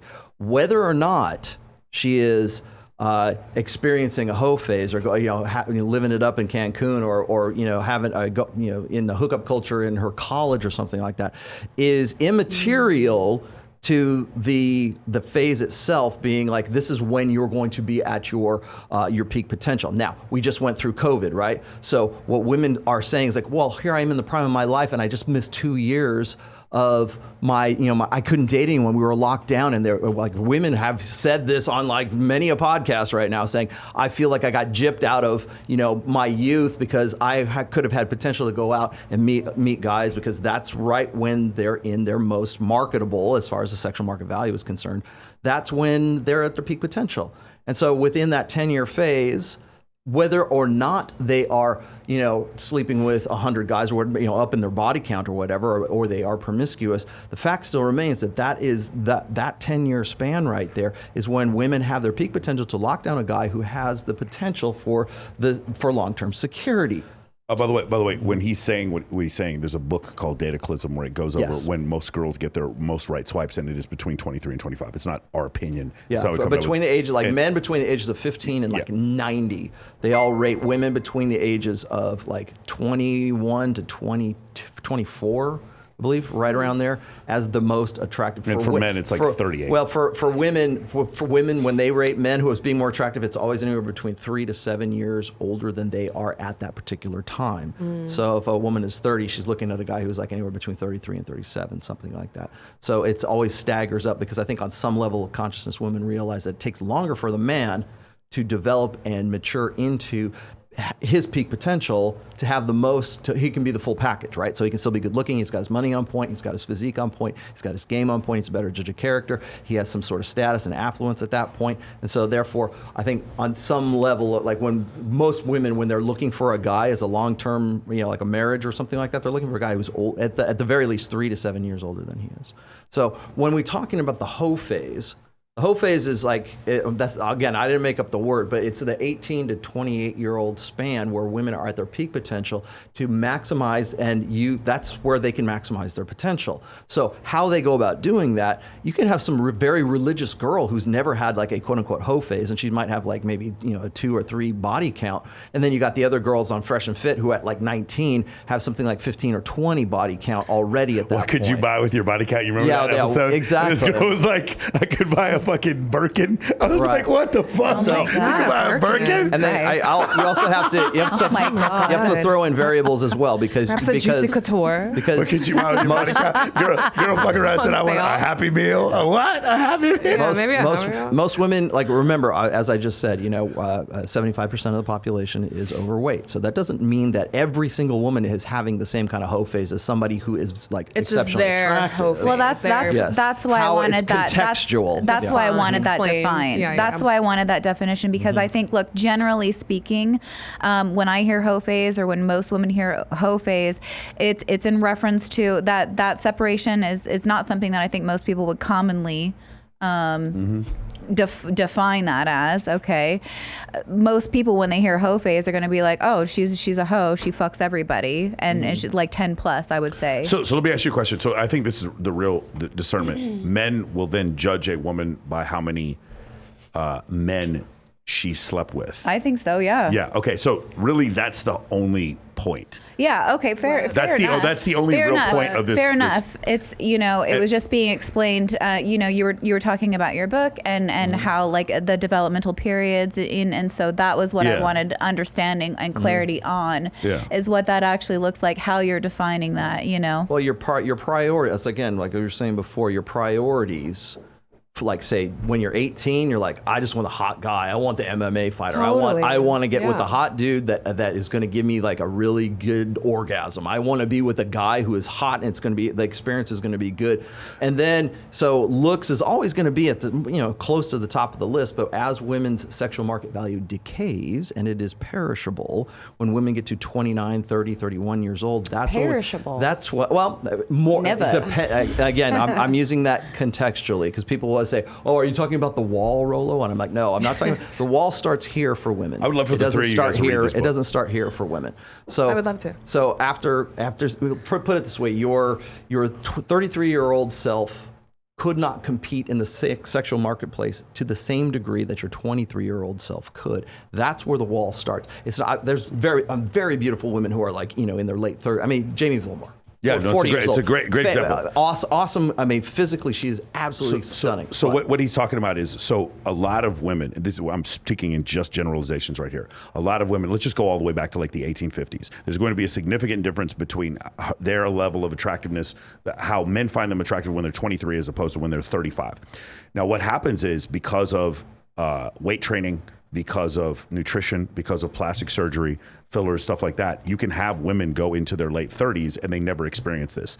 This was when Kevin Samuels told CJ Sparks, "You're in pretty prison." That's what I took it as. And so what happens is there's this normal inclination for a woman when she gets in her late 30s. Again, I'm speaking in a generalization here. She gets in her late 30s and she comes to the realization when she sees those 21, 22-year-old women, it's like, oh, I need to get married pretty soon.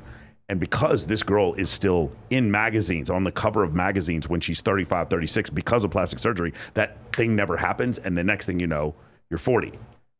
That's, you understand what I'm saying? Yeah. Now, that is a thing that happens in developed countries dealing with plastic surgery, women who have good nutrition and spend like all day in the fucking gym, which, trust me, I love it. This is one of the reasons why right now I'm seeing someone in their early 20s, but usually when I'm seeing someone, I do not care about age, but the factors, this was really great because the book you recommended for me, which was The Ape That Understood the Universe. When they talk about men who are attracted to women who are in their 30s, it doesn't disprove the rule. The reason why you're attracted to those women in their 30s is because they show signs of youth. Does that make sense? Right. They're right, showing. yeah, they're showing. signaling. Like I said before, we're not talking about U3. U3 are 2 standard deviations above the normal level of attractiveness. When you guys are all 50 years old, you'll still be attractive. I think you can come at me on the fucking chat. I don't care. I think you guys are all very, very pretty. But that's the thing that'll happen is that for a lot of in general, again, a woman who grew up in Oklahoma in 1855, she's going to receive, like, once she gets to be like 29, there's going to be this immense pressure for her to get married and have kids. And for a lot of people, it just doesn't happen. Now. Let me get some of these super chats because these are really good. Yeah. Sorry, I didn't get to that first one. I know what was he talking about, the ring? I can't remember that. I'll come back to no that. hymen, no diamond. Yeah, essentially, it's that's a good question. I want to come back to that because it's like, are women the gatekeepers of sex and men are the gatekeepers of commitment? Because Steven Crowder, you get this wrong as well. So we'll come back to that one. That was a good super chat. Adam says men don't need looks in the same way women do. I don't know. Men don't need looks in the same way women do. Meaning that they. I think it's the other way around. I think women don't need. the other way around. I think women don't. I would say it's, now this was the good. This was a good one. Thanks for this. Adventuresome Brada. Is the body count double standard really unfair if a high body count truly ruins women for an LTR, a long-term relationship? Is the body count double standard really unfair? Sorry, I had vodka. Oh, so he's saying that if a woman is negatively impacted, like physically, if she has a high body count, is he saying like there are studies that would show that this is, by the way, same for men and women. The higher the body count you are, the less likely you are to maintain a monogamous relationship or a long-term relationship. I don't think that's true. Why? You don't? If they have a high body count, it's less like. Whoa, wait, let me reel that back in. Hold on. I just went forward a little bit. Okay. I can see how that could be true, actually. Yeah. Should a woman's sexual past matter to a guy? Should it matter? Why would it matter? Yeah. Oh, it definitely For exactly definitely what we matters. just said. Should a hoe face matter? We were What talking if about we the hoe never face. told you? Right. So I mean, You never do, There you anyways. go. Yeah. Yeah. Porn stars are getting married, so I mean. Again, so these are specific men that have decided to look past that number. Sure. Okay. I don't think so. I don't. shouldn't matter? I don't think so. No, I don't think that it should matter. I think so. that I think you want to, because look, behavior can change. Sure. And so you wouldn't want to completely disqualify somebody if perhaps they've been a certain way in the past and then made a change, that can happen. Here they come. Yeah. Here they come. Yeah, boy, here we go. They love this one. Okay. I've already seen it. Someone said trauma. Yes. Sorry, Saint George. What does that mean? Sean St. George. I have trauma? And this is kind of the point here as well. It's the boner test does not necessarily guarantee a pass at the ring test. Again, coming back to. Are women the gatekeepers of sex? Are men the gatekeepers of commitment? I think we've had that conversation before, but it coincides with what we're talking about. Now, I've had this conversation so many different times, but it's coming back. It comes back in cycles. So when we talk about promiscuity, when we talk about women's sexual past, when we talk about the hoe phase, I think one of the things that women aren't really maybe conveniently unaware of is the fact that if a woman has a high body count, men tend to be revulsion to that. There tends to be at least a hesitation for a woman who has a high body count. Look, can we in general? Because let's go back to I think the guys who are in the 30% of men who have had zero sexual partners, I don't think they do. And because, like she said before, I know several porn stars that are getting married, big ass rings. Oh, yeah. And Andrew Tate said it the best: 99% of men are simps. Like that. Well, okay. So when it comes to I think high status men, I agree with you. I just think, and for me personally, I remember reading what's Rich Cooper's book where he talked about those 21 red flags. I was like, these don't seem that big of red flags. Those are basics. Yeah, and I remember afterwards being like, oh, that's right, because I don't want to be in a relationship. That's why I don't think any of these are red flags. They are red flags. So I do understand what you're saying. Well, the reason why promiscuity is important for women, but clearly not for men, because each one of you said it wouldn't matter as long as I'm not in the same city as he is in, and all the other bitches that he's had in his past. As long as I'm not living in that city, then it's actually better that he has actually had more experience, because clearly he is the type of man other men want to be and other women want to have sex with. And his skills in the bedroom and his big dick prove the fact that he is actually he's in high demand. He's a high value guy. So that's one side of the equation. The other side of it is that the more partners, the more sexual, the greater your sexual past, the more difficult it is for women to maintain a happy marriage. The more difficult it is for women tend to be more suffer from depression as a result of that.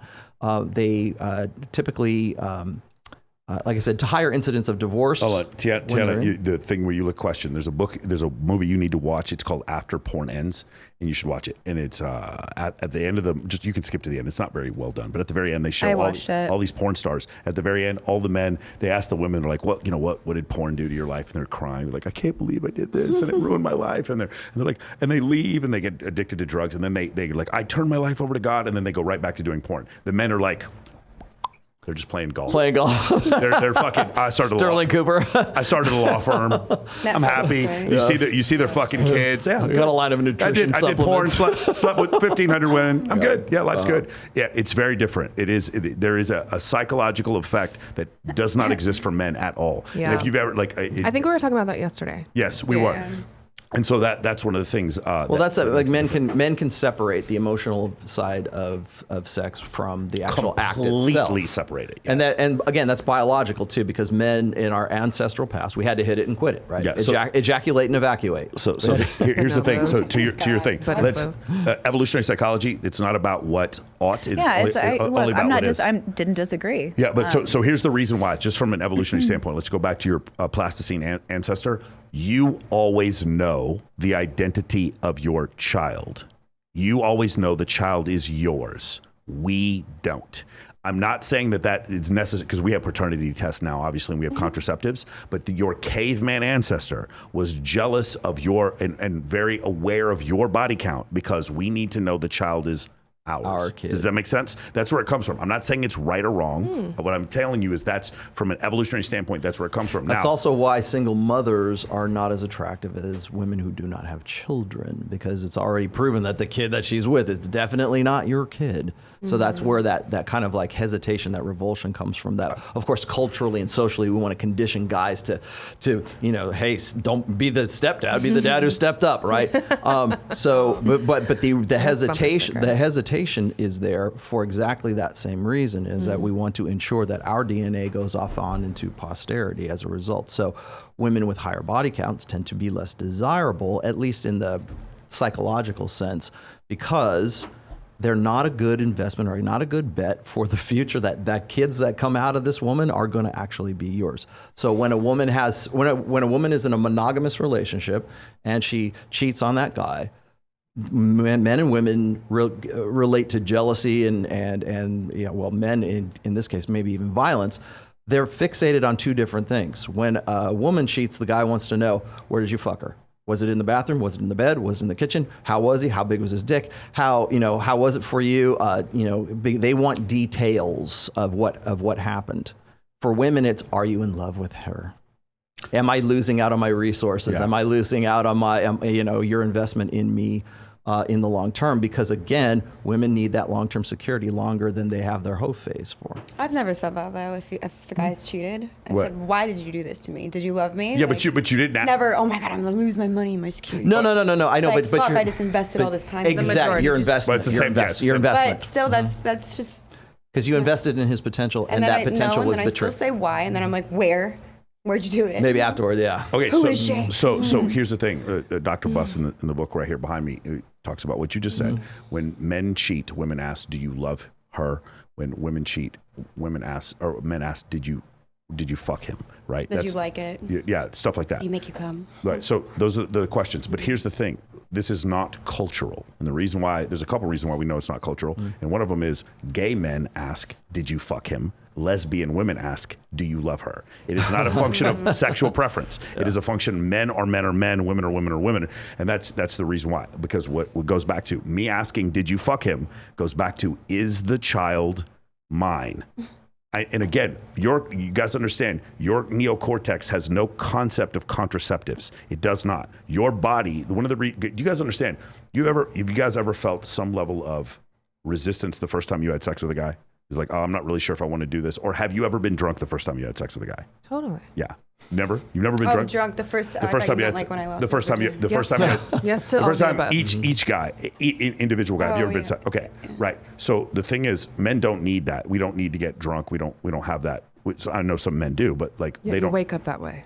Huh? You guys wake up that way. Well, yeah, exactly. There you go. It's literally clear. We know Nobody's that. ugly after 2 a.m. By the way, there is another study for that. Have you seen the beer goggle study? Dr. Yes, Buss talks yes, about basically yes. as you get closer to 2 a.m. I've seen that, The yeah. standards by which a man will have sex with a woman become embarrassingly low. Now the lights are coming on at the club. And it looks like this. If you were to take the men and women of the same like stature, you'll see the men will point down for what they want, and the women will point up. It's really interesting what happens. You guys, if you guys wanted a short-term sexual partner, you guys could get an incredibly good-looking man for a short-term sexual partner. But a dude who's like a lieutenant at Hope Air, or like what's it called, Fort Hood? You know what I'm saying? Where there's like 27 dudes to one girl. He's gonna aim down. And he's just going to get whatever he wants. So Yeah. you guys ever seen a guy who cheats and she's uglier? Yeah. Right? That's part of the reason why that happens. Or they'll choose the girl, less attractive girl in the club. If you say he's talking to both of us, and I'm not showing as much interest, I'll take that girl because he's like. Well, men "She's fucking usually cheat easy." down. Yeah. I think so. Usually. Yeah, I do. No, so. I don't know the stats. I don't know the numbers, but I've experienced it. It's seen kind of it. it's kind of hard to make stats on someone's physical attractiveness, but yes, anecdotally I think we generally. Have see you all that. been cheated on at one point? Yes. Everybody been through that? Many times. Do you think the invisible man cares about a hot girl's body count? No, I think the Invisible No. Man would. Here's the thing. No. Guy Kane, would you like to I come think with the me? Invisible. Generally, no. For the I think- record, it's not high. So I think the Invisible Man would do anything to go out with Steph. So it's only kind of like these more like high value guys, where those kinds of the more desirable men. I where think those it things depends. Because they matter. have the option to choose. let's say probably. desirable, not necessarily high value. Let's say desirable. Okay, the more desirable desirable. man, Okay. yes. High value is subjective, Sure. but desirable really is a function of Okay. supply Yeah, yeah. and supply and demand. Well, guys Okay. who are into sport fucking, they don't really care, right? Right. If they're looking for a long-term partner, Then that kind then of. that's when it comes like, oh, well, how do you vet for a wife? You know, like, well, so now we can don't have ask, that's how. we have a different conversation at that point. So, and another thing is when if women's promiscuity wasn't that big a deal, women would not slut shame other women as often as they do. Because that is a way of intrasexual competition, Yes. which is only a slut would wear that. Hey, Yeah, it's yeah, this yeah. gossip kind of thing, right? Yeah. That's intrasexual combat is what that is, and it is rooted in disqualifying a superior opponent by saying she's not a good bet for your paternity. So don't get involved with only a slut wears that. Only a slut wears the the cocktail dress. Oh, are you really into that kind of thing? And what it is it's sexual disqualification of like intrasexual combat. Men do it too, by the way, but we have a different way of doing it. Yeah, we of course. like that guy's a slut. He fucks. Oh, a guy that good looking, he must be gay. If he He's looks such that a good, he must whore. be gay. Yeah. I'm sure he has a huge penis. You would never want that. Stay away from him. What a fucking Yes. whore. No, Nasty men do It's not all do about that it's all sort of about thing. disqualifying that competitor Yes. from the marketplace. That doesn't work very well, though. And so where's the line? It's actually the opposite, isn't it? Yeah. Like when women 100%. denigrate other women, guys might think about it, but when dudes hate on me, it is like an aphrodisiac. I love when dudes talk shit to Please. girls I'm dating. It is unbelievable. Like literally, I cannot think of a single thing that turns women on more than when other dudes spend time out of their day to talk shit to women that I'm dating. I have never seen anything where a girl comes to me like, I can't believe he said this, and then they always want to come home with me. It is seriously, I am not that special. There is nothing special about me. But when dudes would talk shit to the girls I was dating, I have never seen something turn a woman on more than that. Oh, it's a utility. Yes, So absolutely. yeah, Keep please talking. do. Guys, listen, It's go third-party on my IG right now and message all those girls on my IG and just talk shit about me all day, please. Let me see. Jose says this. He says, I think girls that deny the Hoe phase, the 304 phase, is because they are currently in that phase, a delusion, right? And then, of course, I just read St. George here. I like the line of like, do women are they the gatekeepers of sex, and are guys the gatekeeper of commitment? And I will tell you right now, women are the gatekeepers of both today. Yeah, I agree. Because high status, I think lower status dudes aren't not the gatekeepers of either. I agree with you. Well, like we were saying, even porn stars are getting married right now. You were saying the 80% are guys, the invisibles. Do they care about a woman's sexual past? Generally, no, because they're in such a state of deficit and such a state of scarcity that they're going to what do you say? Overlook those things. Overlook push past their innate Excuse, natural minimize, justify hesitations. behavior. wait, I would say Yeah. they don't care about it if they're just It's something looking they'll to bang, they'll but- overlook, right? but Well, if I mean, you're- guys will marry single mothers because that's their only shot at reproduction at that point. It's an adaptive mating strategy. Well, I can't get with a hot single girl, but this girl really needs what I have, my resources and my security, and I'm going to step up to the plate and take care of another man's child. And by doing so, then maybe I can have my own child too with this woman. So it's sort of overlooking it. It's like making your necessity a virtue. Is that something men nowadays think about, or like are looking to women to date them, to meet them because they want to reproduce? Because anytime someone's asked me, do you Nick want Cannon. kids? Do you want children? Do you want to get married? The answer is yes. And they're like, yeah, I don't know if I want that. Like, We ain't gonna make it. what do you want? Evolutionarily, you don't need to want to have. Eventually. Evolutionarily, you don't need to want to have kids to have kids. You just need to want to have sex, and so that's. I continue, but I Yeah. got one for you. But like that's Steve Stewart Williams in his book talks about that. You just need to want to have sex. So like because it made no sense to evolutionary psychologists for a while. It's like there's all these people who don't want to have kids, and it's like they don't need to want to have kids. They just need to want to have sex because their ancestors did not have contraception contraceptives. That's the reason why. By the way, I skipped this point when we're talking about being drunk before the first time you have sex. Your body does not know, your limbic system, your amygdala does not recognize that you are about to have sexual intercourse with a dude and not make a baby.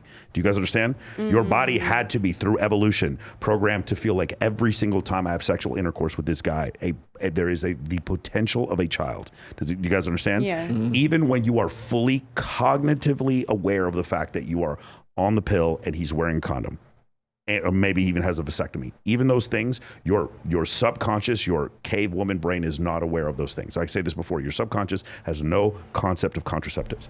And so because of that, that's the reason why you still have these feelings of like anxiety the first time you have. Whenever I ask women this question, how many of you have had the first time you have sex with a dude? I think STDs are probably part of that anxiety.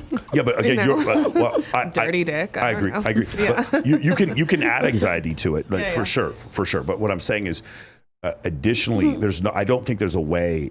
Whenever I ask women, the first time you have sex with a particular guy, how many of you were drunk? It's in the high 80s to 90% of the time they tell me they were drunk or on Molly or did coke the first time they had sex with the dude. It's like to the point where it's like crazy high numbers.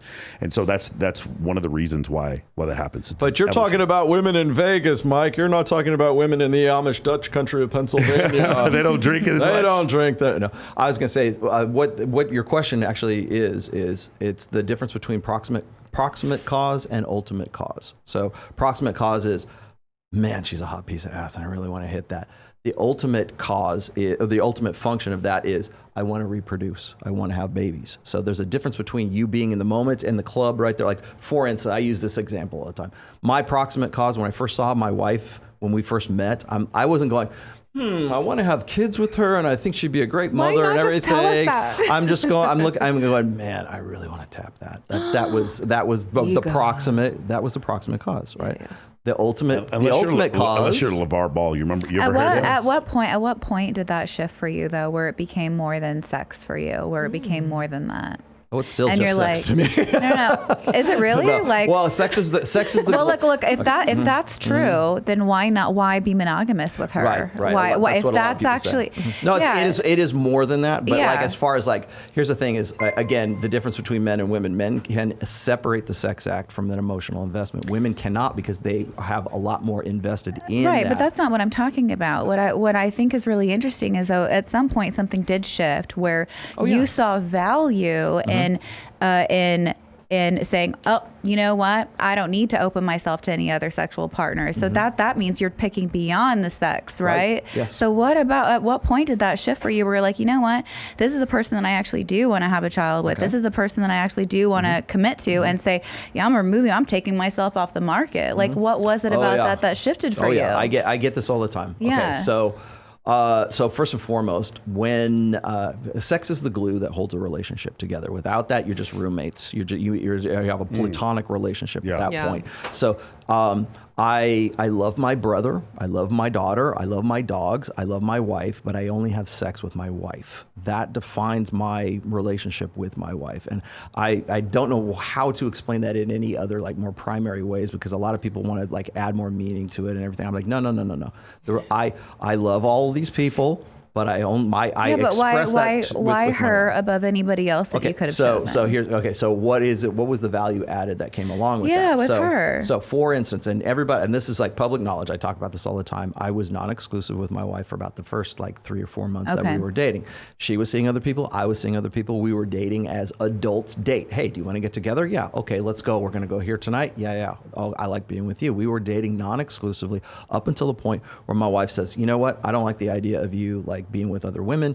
I want to be exclusive. And at that point I was like, yeah, the rewards were really, really good. I still to this day enjoy having sex with my wife. So I was like, yeah, I think I can do that. You know, I put off the other plates that I was spinning at that time. I'm hard pressed to believe though that it's just sex that made you like just the sex is good. Well, it was at first. That's just the thing. Is like, as I said before, when we're talking about arousal, it gets you in the door. Yeah. So for attraction, what is it that makes that person, whether male or female, what makes them qualifies them for somebody that you would want to? Okay, in marriage vows, it is forsaking all others. Okay, that's part like to love, obey, forsake all others in sickness and in health, for rich or for poor, to death do us part. Okay, those are actually terms of an agreement if you think about it. So the marriage vows are actually terms. So what is it about her that would make me want to forsake all others? Okay. Well, first of all, I up to a point I was like wasn't sure I wanted to marry her until I got to the point where I'm looking at her interacting with her niece, and I saw her family, and I was not marriage. I just got out of a relationship with a borderline personality disordered woman. Yeah, so tough. I'm like, wow, this is like a breath of fresh air. And so I fell in love with her family. I fell in love with her sister and her brother and her niece and everything else. And so I was like, I wanted to be part of that tribe, I guess. I was going to say something on that. So there was value added beyond just the sexual. The sexual has to be there. It's the glue that holds the relationship together. Beyond that, what is value added? And that's why, actually, that was a question I wanted to ask you guys. It's on my list here. What makes a woman a high value woman? Like we would talk about what makes a high value man. I hate this question where like guys will say, well, what else do you bring to the table? That's the wrong question. What value added do you have beyond I think that's a way better. I think that's a wonderful beyond your question. sexuality? Because at that point, women stammer and stutter. They'll be like, oh, I have a business. I don't at all. I have a business. I make money. I'm just like, well, what they do is they try to their idea of adding value is being more like a man. You know what? You're so right about that. You're so right about that because that's a projection. Well, I mean, men generally depending on heterosexual men generally don't want to marry other men. I am 100% in agreement with you because I hear the same thing. They'll be like, well, I make this or I do that. Well, that is not necessarily what a man would actually look at being high value. That is what a woman would categorize as high value. So she's answering that from a place of projection. Now, I tend to think, so I agree with you on that. But I think like how women can add value, like, is that kind of the question? Or? Yeah. What beyond the sexual do you?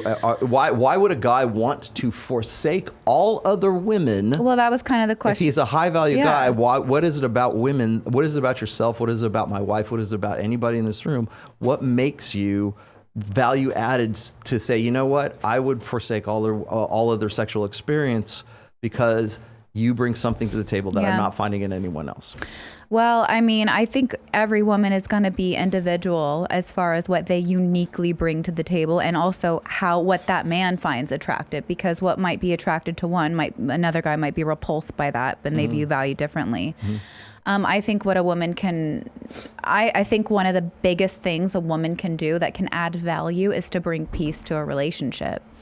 I think that's a huge thing, and because men don't want drama, men don't want chaos, and so if you can create peace and a structure within the household, I think that's highly attractive and a wonderful skill set to have as a woman. I think it comes down to like getting in touch with your feminine. Like I was going to say, how do you feel about the whole bringing your feminine energy? Because I feel like that's also sometimes a hot topic. Well, I get this again. Like, the reason I asked you guys this question early on about like you're educated, you have your business on point, you're making money as an influencer, whatever. You as a marriage therapist, having all of that. I get this question all the time from the same people. It's like, Rollo, I've got my business on point. I went to 8 years of college. I did all this stuff. I'm 36 years old. Where's my man? Where's the guy who's my equal? Because they believe that all of that should make them more attractive, and it's not, because what they've done is they've become the men that they wanted to marry.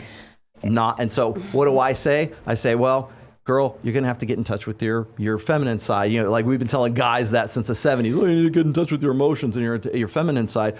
Now I am experiencing this where I'm saying, look, you have become the man that you wanted to marry because you don't trust men outright simply because we've socialized women to never, like, men are untrustworthy or they're buffoons or idiots or they're borderline abusers. But again, it's a hard one. But it's hard to tell women you need to get in touch with your feminine side, because what they equate that with is I have to dumb myself down. Yeah, I actually talk to women about this a lot in my private practice, and I help them manage their feminine energy because it's their superpower. However, that has a very negative connotation now, and so does being in your masculine energy. Those things are very judgy. They're hot topics, and they're things that a lot of people don't want to talk about because of the stigma attached to it. But I think that if you can, I think, that was a wonderful point that you brought up about being in your feminine energy, because it is a superpower if you know how to channel it. And I think that it is such a strength, and but why so many women aren't functioning in their feminine energy is a completely different thing. And I work with them on that for many different reasons, I think one of the highest compliments a man can give, especially a high value man can give to a woman, is you'd make a good mother.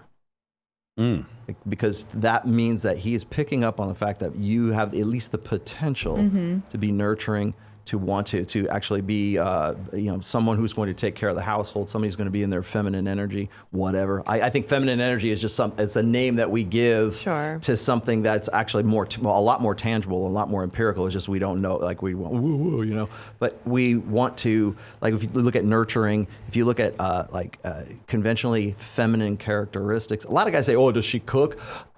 It's not about cooking. It's about the act of cooking is a form of nurturement. It's, I want to keep you, I love you so much, and I want to be with you so much that I want to cook for you to keep you alive. To get you fat. Like I ask guys, nobody else wants you. I'm gonna sell my wife out here real quick. Like when we're in the car and like she's got like one at a time kind of food. Like she'll feed me while I'm in the car. Right? I can feed myself, but that's the act of just sort of, and again, I think it's sort of like on a primal level. I care about you. I love you enough to do all this kind of stuff. I have this bond and this, this connection with you to the point where my act of feeding you, like chicken McNuggets, is a form of nurturement. Yeah. And I don't think we really pick up on, it's like trusting a guy with your life as well. Kind of. Yeah. Well, a lot of women, they're in their masculine energy because it's a way that they have to protect themselves. Feel safe. It's a security. It's a feel safe. It is, because exactly. look, being in your feminine, that's something that has unfortunately been exploited, or a lot of women can't because their role just even domestically has changed, where more women are working, and so they don't trust men. They don't trust men to provide the security that they know that they're going to need later in life. I will say that men, like if the saying is, we have to bring peace, men have to make an environment of peace to even happen, for peace to even happen. That's your frame. And men need to have a frame into which a woman wants to enter. They also have to have an intention behind it also, even if it's like not going to last too long. It's still like, because it is a feeling of safety is where we kind of have to have our dukes up all the time. So I think they also, it's like, yes, you got to, bring your masculine energy, but at the same time, there has to be, I guess, a little hint of... Steph here just like said a moment ago, I'm looking for a guy that I can fall in love with. I'm looking for a guy who's like got his shit together. And really the qualities you were telling me is like a guy who has the potential to provide long-term security for you. Yeah, but that's why I'm not married yet, and that's why I won't settle, because I'm taking care of my sister's kids, which she has 4 kids from 3 different men. She passed away, but none of those men take care of their children, and then my father didn't take care of me or my sister. So you're the responsible one. Yes, I'm just very like everything has to be there, and it's not just looks, it's not just your career, money. What you have to have. All of it. You need the perfect storm. And it is connection. Like, it's kind of everything. And otherwise, I could give myself all that. And or a dog. And that right there, what she's just described, is the frame that you were talking about. The guy has to have that frame that woman wants to enter into. He has to have a world into which that woman wants to be in. Look, when I was talking about peace earlier, it's just that is an isolated incident of being able to add value. And if a woman can add value, like, that's a good way. Now, here's what I will say to that. Now, not everybody deserves that, okay? And like, look, you like, I never want somebody to be able to take me out of my true state, okay? If my true state is being in my feminine energy, I don't want my environment, a person, anybody else being able to have the power to take me and act out of pocket or act out of character or be inauthentic, okay? So it's my job to manage that. Now, if I'm around somebody that I don't really feel safe about. I feel like I have to be more protected. Well, guess what? You don't get me. I was going to say that too. You don't get me. I remember my mom, when I was dating my last serious boyfriend, this was like the first guy I actually had her give me some insight on. I opened up to her about this, and she's like, you just have to be his peace. And I was like, no, he's not doing the things I need to be peaceful. Yeah, and that's then I realized that you have to kind of be, as women, you do still have to be self-aware, and it's half your responsibility to stay in or leave it. If it's not, if he's taking you outside of your natural state. Because naturally, I'm And going to be that's not feeding you for your you. chicken nuggets. But if I feel like you don't deserve it and you're just, you know, not going to be There has to be appreciative a of genuine that. desire to want to do that. Yes. And I still Yes. feel like, okay, he's appreciative of this. Like, here, eat it. Yes, yeah. I gotta keep you alive, baby. I wash it don't want you. down while you're at it. I don't want nothing bad to happen to you. Yeah. Let me read some of these, the rest of these here. Jose S says, Rollo doing God's work. 100. Shout out to Mike. I remember him since the RSD days. Like 2 videos with RSD. But shout out to those guys. Terrell Xavier, Dr. Xavier. A girl sold her first time sex for $3.5 million. I remember that. I saw that. If you knew, Oh, I think I heard about if that. you knew yours was worth that, would you still give it to the same man or would you sell it? Wait, what? No, I don't think. Cute. Would you it? sell your virginity, or okay, given what you like on your first time having sex? Sure. If you said, okay, would you have? You can have that experience, or you can sell it to the highest bidder for $3.5 million. No way. That's a good. That's a I love this question. That was awesome. Thank you, Xavier. I mean, It got quiet as a motherfucker in there. What happened? I'm thinking For sure. I'm with you. at this point, the amount of with what I know now, or I mean, like, no, everything. Sex for me is literally connection now. I didn't know that back when I was It younger. wasn't and having connection sex. for you before, I just. or was it just as like, Well, it was, man, it he's was hot, I gotta get with attraction. him? It was attraction and not knowing truly what was gonna like be real for me, I guess, at the time, because like a lot of the guys I slept with when I was younger, they couldn't make me come. I'll just say it outright. Damn. And then men would be like, why can't I? And I figured out later on at my age now that it's because it's connection. And Sure. it's Because it was you. me. Not him. Thank you. Yeah. No, but I mean, No, I know. I Now- know what you're saying. now I I'm know. like, yeah. do I want that amount of money? If I was virgin? $3.5 No, million. but just That was a very good connection. question. Sean St. George says, some men will accept give it away. low-quality women for companionship and reproduction potential, even if they know the risk of it. So, but Yeah, that was we on know. the promiscuity side. And then... all vodka. Man, Sean St. George, once again, he says, I love hearing bringing peace into a relationship. This should be a quality. I've had too many relationships where the woman was a source of conflict instead of peace. And let me tell you, I can relate because I was with that BPD girl for about 3.5 years. And boy, you want to How talk was about that? chaos? That was Well, chaos. that was one of the transitions. That was the pit of hell. Thank you very much. Wow. So can we go over this real quick? BPD, we were talking about. Borderline personality No, disorder. right, yeah. So it's a cluster B personality disorder in the DSM-5. There's mad, bad, and sad. Cluster A is mad. Cluster B is bad. Cluster C is sad. Cluster B is going to be borderline, histrionic, antisocial personality disorder, and borderline personality disorder. So with BPD, we're dealing with kind of a simple way to explain it is like it's a disorder based around abandonment. So you didn't more call or me, less. you didn't call me back, so I fucked your brother. That kind of, I know that's an extreme example, and you know a lot about this, and I was just curious, like women. Dr. Martha Stout has an opinion about this where men and women are misdiagnosed as far as sociopathy and BPD is concerned, that men and women are about the same when it comes to BPD and I would sociopathy. agree. But the way it is diagnosed is men are far more likely to be diagnosed as sociopaths and women are far more likely to be diagnosed as BPD. Yeah. So what do you, from borderline personality disorder, what is something that a guy may be watching right now or a girl might be not notice as far as borderline personality disorder? Because this is something you specialize Well, in. here's one. Well, I don't necessarily specialize in BPD. I specialize more in narcissism, which is, again, personality disorder stuff. But one of the things that you'll see a lot with BPD is all good or all bad, black and white thinking. That's something that happens all the time. So, and you're going to feel a lot of anxiety. You're going to feel like I can't ever do anything right. So there's always this kind of moving the goalpost. And then there's this huge looming fear of always leaving. So you're going to see a lot of attachment. Like look, I don't want to villainize people with BPD because a lot of people with BPD, it is a very manageable thing if you're willing to manage it, and a lot of them are aware that the behavior is is unhelpful and they actually have a desire to change. Most people with BPD actually have that awareness and the desire to change it. So I will just say that. So I'm not villainizing anybody with BPD. However, it is a difficult personality to manage. It is a difficult personality to be in a relationship with. So you will see like somebody put you on the pedestal and then you say you didn't put the dishes away. You're the worst husband in the world. Okay. You'll see a lot of really reactive behavior, and also it can be kind of, I don't want to say manic because manic is something else, but you'll see a lot of high risk behavior with BPD as well. So you can see a lot of self-harm. Cutting typically gets associated a lot with BPD. That's more for women than it is for men. But yeah, you know, you're good, you're bad. Again, not being able to please, walking on eggshells, a lot of tension building, a lot of anxiety. So those are some of the, I have to speak about it very generally. You know, I can give you maybe one example of how you might be able to see a BPD trait. Let's say I have, I'll just use guy-girl terminology. Don't kill me for it. You know, I'm going to be whatever. Let's just say, and I'll use traditional roles, so don't bite my head off for it. That's okay. Elon Musk owns Twitter now. You can say whatever the hell you want.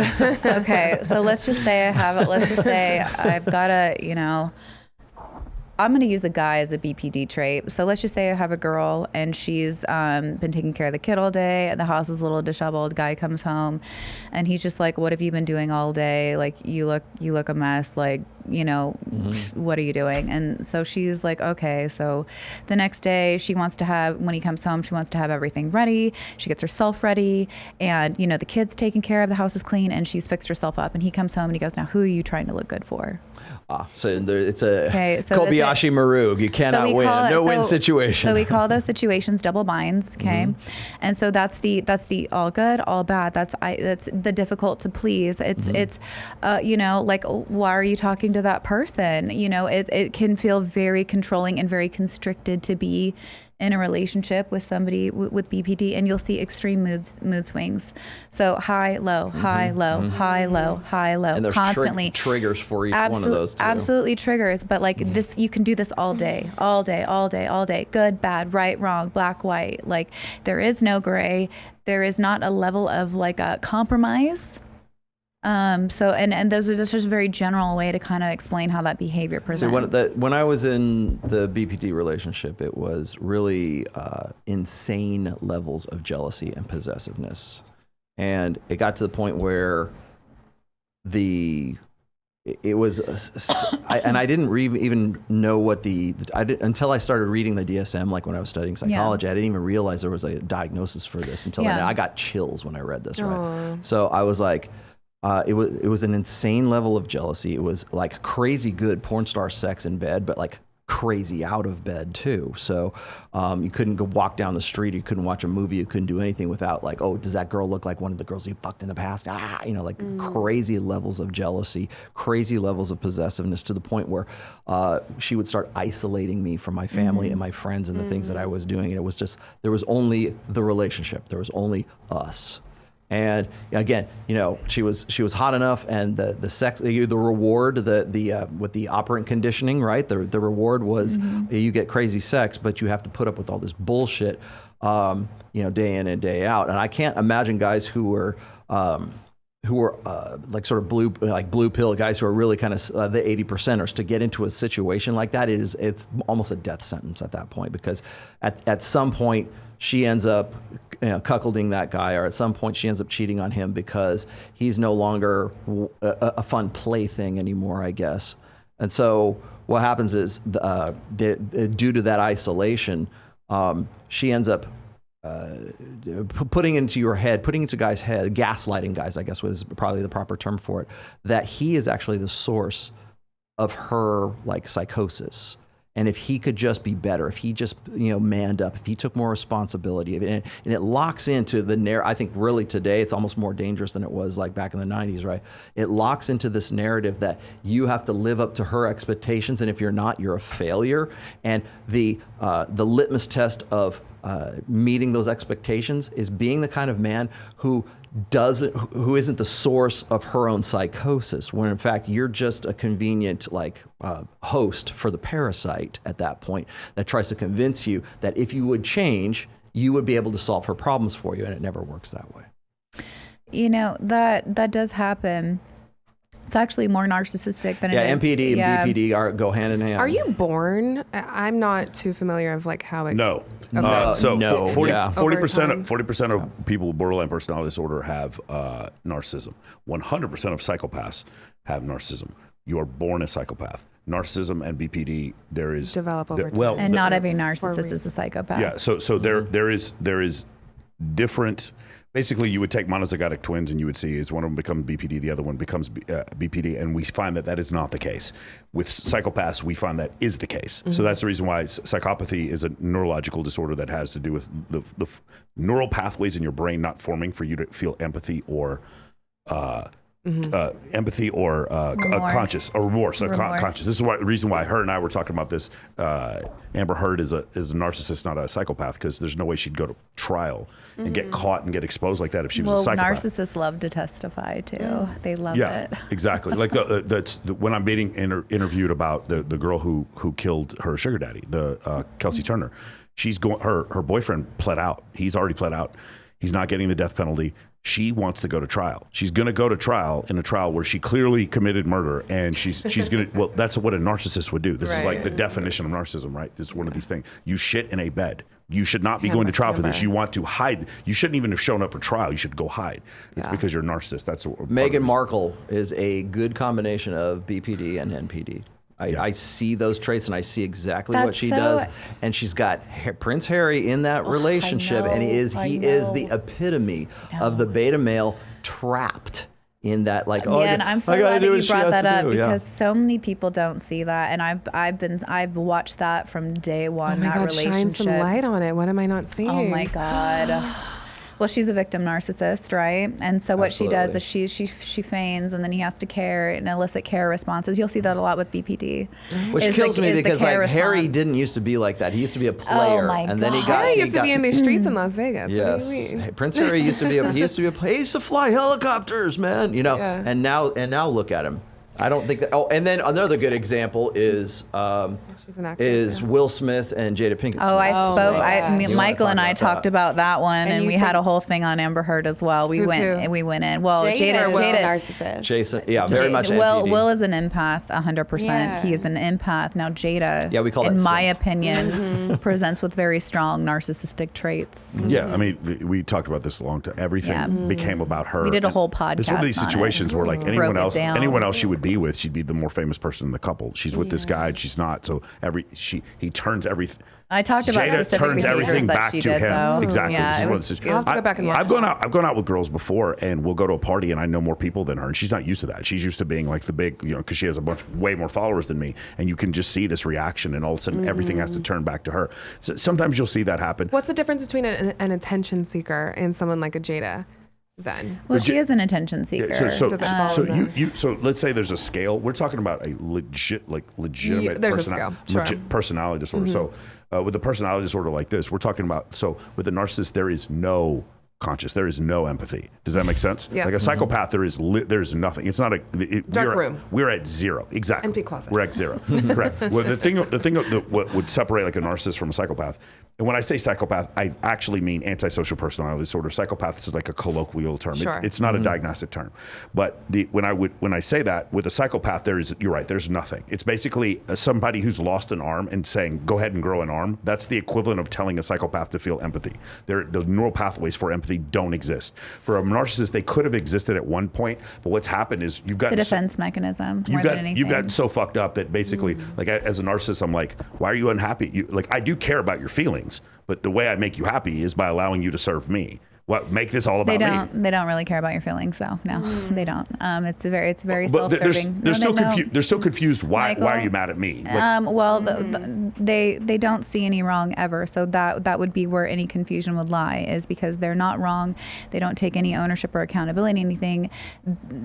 Like they have not done anything. So why are you upset? So how do you maintain a relationship with someone who's like that? Well, you excuse, minimize, and justify bad behavior.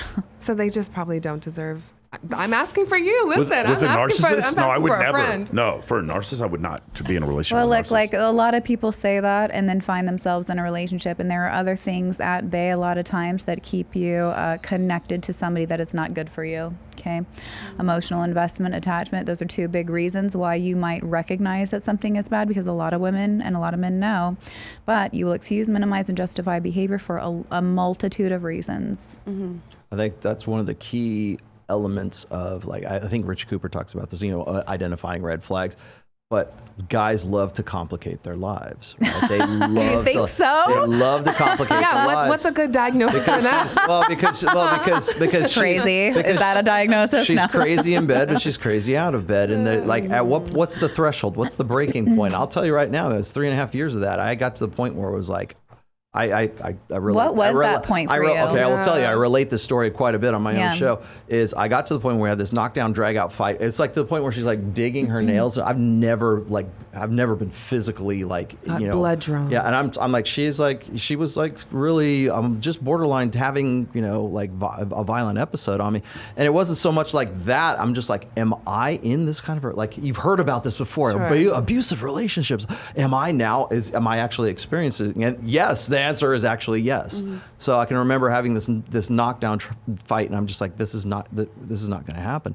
And I was sitting in her dorm room, and I looked. She blew out, and she went into her bedroom, like stormed off, and she went into her bedroom. So there's one door right here, and then there's the other door to go out of her dorm and go out into the parking lot and get in my car and drive away. And I'm looking at those two doors, and I'm like going, I have a choice here. I can go to that door. I literally have a choice. I can go in that door and try to make things right, or I can get out of here and get on with my life. And I went out that door and I got on with my life. Nice. And that was after like trying to make this bitch happy. That's all I was trying to do, was trying to solve her problems. And I believe that I was the source of the a lot problem, of gaslighting. because it was all gaslighting. And yes, let me get to this real quick. Sean St. George again, he says, Rollo, did your BPD keep moving the goalposts? Yes.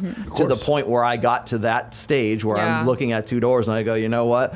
It's never going to end. Yeah, I have to end this. I have to be the one to lead it. If you get in discussion with all three, the histrionic, I don't know a ton about, but the other three, antisocial, narcissist, or BPD, they're all going to move the goalpost. They're not going to lose a conversation with you.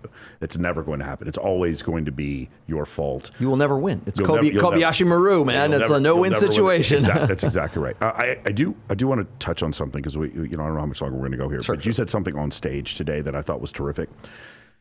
And because she's a marriage therapist, is something I wanted to bring up. And you talked about the real reason why marriages don't work. And they kept talking about, you remember all the other excuses you came up with? Can you bring up those real quick?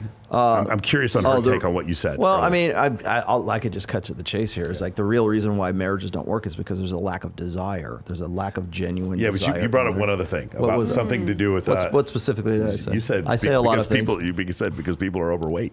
Oh yeah, primarily. Well, that's Oh, I know. Okay, so it was it was in relation to an art. It was seriously. Is that what I did? It was in relation to an article that I had been reading, and it was why men and women, why are there sexless marriages? Like right now, I think the stat was like 27% of marriages in the United States are sexless, meaning that the couple has sex 10 times or fewer in a year.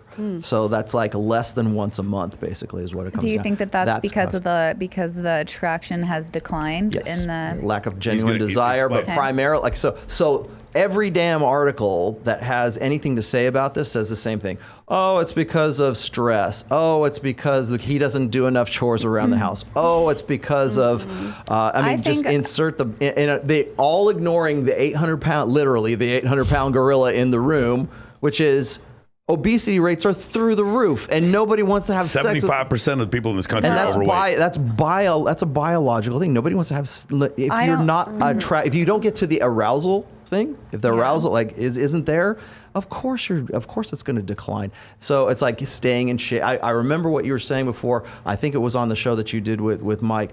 When couples come together, if they already are like gym rats already to begin with, like my wife is very, very thin, very slender, very good looking for her age, right? Because it's not because we are like, we do it for each other. I go to the gym and everything, because I like sex too much let myself get fat. Okay, so I'm like I don't want to see people on video on Pornhub who are fat having sex, and I don't want to see me as a fat guy having sex with another. So I'm like, that's my rationale right there. But the thing is like it's a genuine desire on her part. She's always been into physical fitness. She's always been, taking very good care of herself. And it comes down to like, well, I want to stay in shape for my husband because, it's the glue that keeps the relationship together. I'm not going to disagree with you, but I will piggyback, or I'm going to say it doesn't start there though. I think I don't think that that's the number one reason why marriage fails. I think that it's a big reason why marriage,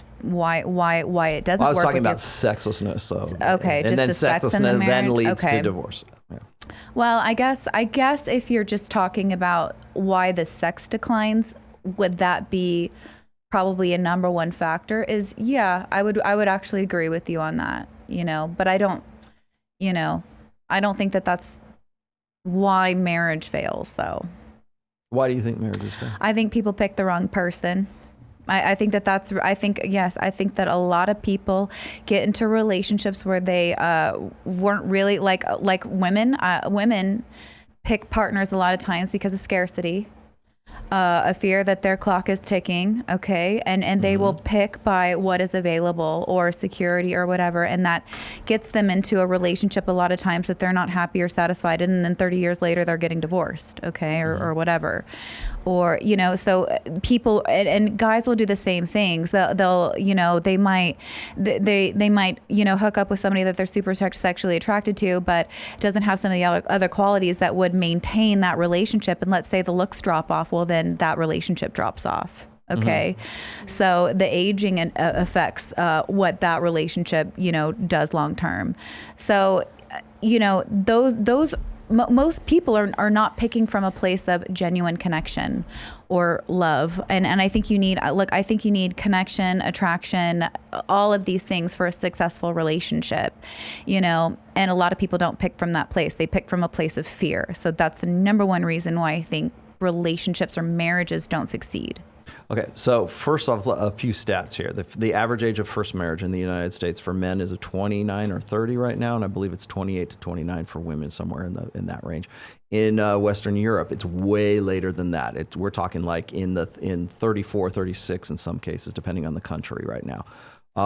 The rate of marriage in the United States is 5.1 per 1,000. It is the lowest it has ever been since they started recording it. So again, is it settling, or is it the idea that is it this unrealistic expectations, unrealistic goals, I guess, as far as like, I hear this all the time. I'm not going to settle for anyone less than perfect. Steph was just saying a minute ago. That's actually not what she's saying. She's saying that I want love and I want connection. But are you willing to compromise certain aspects of that to get to that? Because there's plenty of guys in the chat right now who would love to wife you up. I guarantee it. Guys, put a 1 in the chat if you would wife her up. A lot of people have wanted to marry, but there was other things lacking from it that I didn't want that. So it's not like I can't get married. Why did you turn them down? What was the most common thing? Well, I want a stronger connection, or I maybe wasn't attracted fully to where I wanted to be with them. I want desire, I want lust, I want romance, I want you to be loyal, I want to trust you. Like, there's a million other things, but a lot of the things you guys are saying, it's like money, whatever. It's not usually. I want security, and I want someone that's doing better than me, because I struggled my whole life. Does a guy have to have all of those criteria met for you to want to say, okay, I'll get with this guy and not feel like I'm settling, not feel like I'm compromising? No, one of the main things is though how I feel with somebody and like the connection. That's the main thing. What goes into the connection though? Like what contributes to that for you? Spending time together, their interest in my life, making me laugh. Like spending time together is one of the main things in communication. Attraction qualities. And the interest in me, because I've easily lost interest in people that had every other thing, but they just weren't communicating. And So I think the number one complaint that guys have right now is exactly what you're saying, is that like women are too entitled. They have an overblown sense of self and an overblown ego, and they believe that they are entitled to a a percentage of men, again, who are the high value guys and nothing else will do. And they would rather die alone and single than not get with Justin Waller. No, but that's the thing. That's why girls go around or dating. share that guy either directly or indirectly. Well, like if you're not interested for whatever reason, it won't be a match anyway. Like you shouldn't settle or compromise your standards no matter what, or settle because it won't work long term because you're. Do you think that is contributing to the rate of marriage right now? Like what is contributing to the rate of marriage? Well, like the idea that you will not settle for anything less than perfect. Well, I don't think anybody's saying that though. We're not saying less than perfect. Like we're actually saying you just said an ideal match. You said that was one of the reasons why marriages don't work is because they selected the wrong person, or they compromised, or they settled on the wrong but that's guy. that's not perfection. That's not perfection. It's saying like, hey, like you want connection, you want attraction, and like with that, we're all human. We're gonna have things that work. We're gonna have things that don't work. But like that doesn't make it not a match. Like nobody's going to be perfect. So, and we don't have, I'm not hearing any unrealistic standards from anybody. It's just like, hey, this is what I like. And this is what's important to me. That's not unrealistic. That's all I've been And I don't saying. think that you ever have to lower your standards ever. And if you find yourself lowering your standards, you're not going to be a match for whoever that person is. You just won't be because something isn't there. There's not a connect. And so like, you might not have to lower your standards, but you want to make sure that whatever you do want, you'll be a match for that.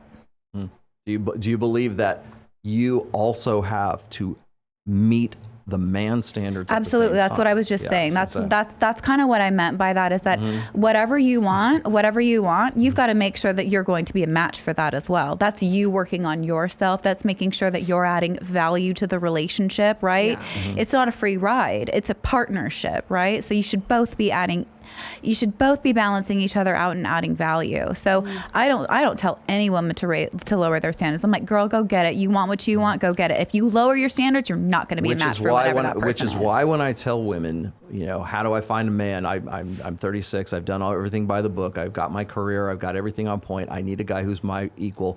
And they find that the guys who are their match, their ideal match, don't want to have anything to do with them because now those guys are in a position of sexual selectivity, and they're not selecting those women. They're selecting women who are far younger than those women are, and are more in touch with their feminine, are more nurturing, would make good mothers, and so I'm dealing, and maybe you guys will see this as well at some point, dealing with a generation of women because if I say get in touch with your feminine, I just said it sounds like I'm saying dumb yourself down. It also sounds like I'm saying compromise, go for the good enough guy. And right now, that's like the cardinal sin in girl world is to tell a woman that she needs to settle for less than because hypergamy doesn't work that way. It's like it doesn't seek its own level. It's always looking for the bigger and better deal. So not only does it go against women's innate nature, it also goes against the cultural narrative, which is you're a queen. Go get what you can get. You go, girl, kind of thing.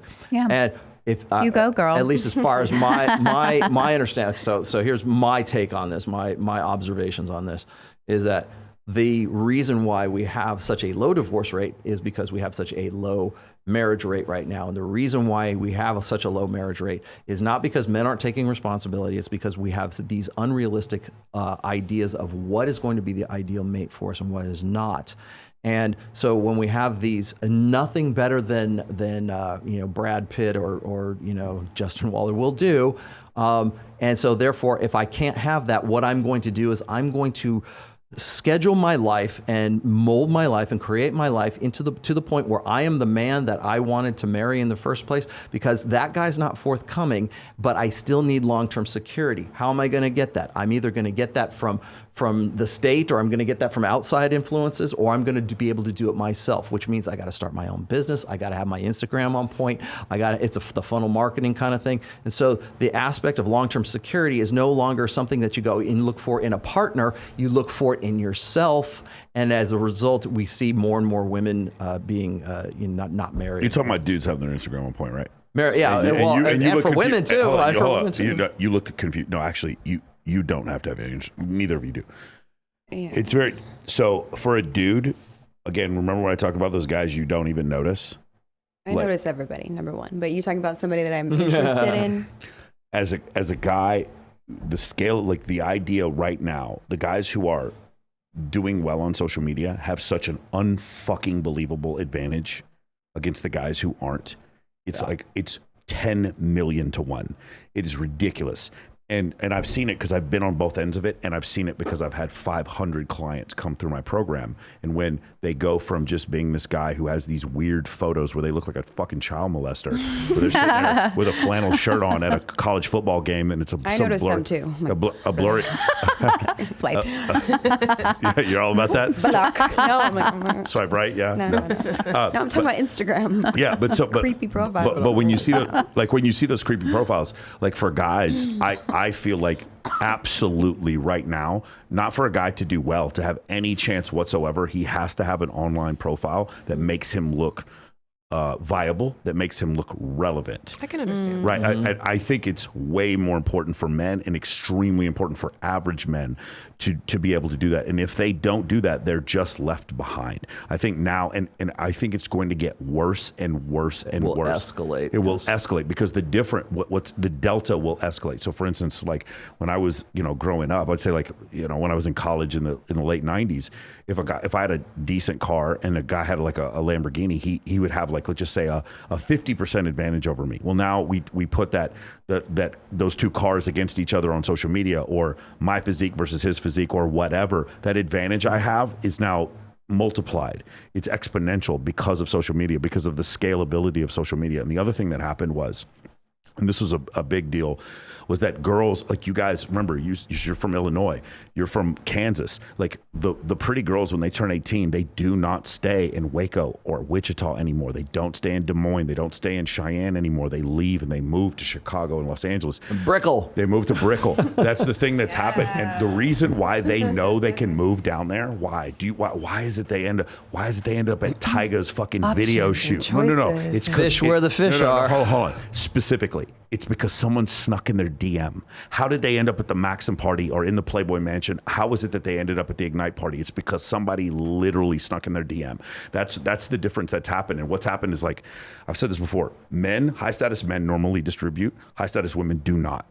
There is a top cardiologist in Waco, in Waco, Texas. There is a high-end personal injury attorney that lives in Wichita, Kansas. There is a guy there in Des Moines, Iowa right now who's an ophthalmologist who makes $300,000 a year. High status men normally distribute. High status women do not. They're going to go to places where it's going to be easier for them. They're going to go to Brickell, like you said before. If I want to be a model, there's a reason you don't live in Secaucus, New Jersey right now. There's a reason you guys live in Las Vegas, or you want to be a model and you move to New York. There's a reason why you go to Swim Week in Miami, or maximize your options. Or you go to the Met Gala, or you go to Fashion Week. Those things with really attractive women, they do not normally distribute. They go to certain spots, they go to certain places, and social media actually makes that difference, makes that delta even greater. Kyle, or Travis, can you put up that image of the soccer players that I gave you?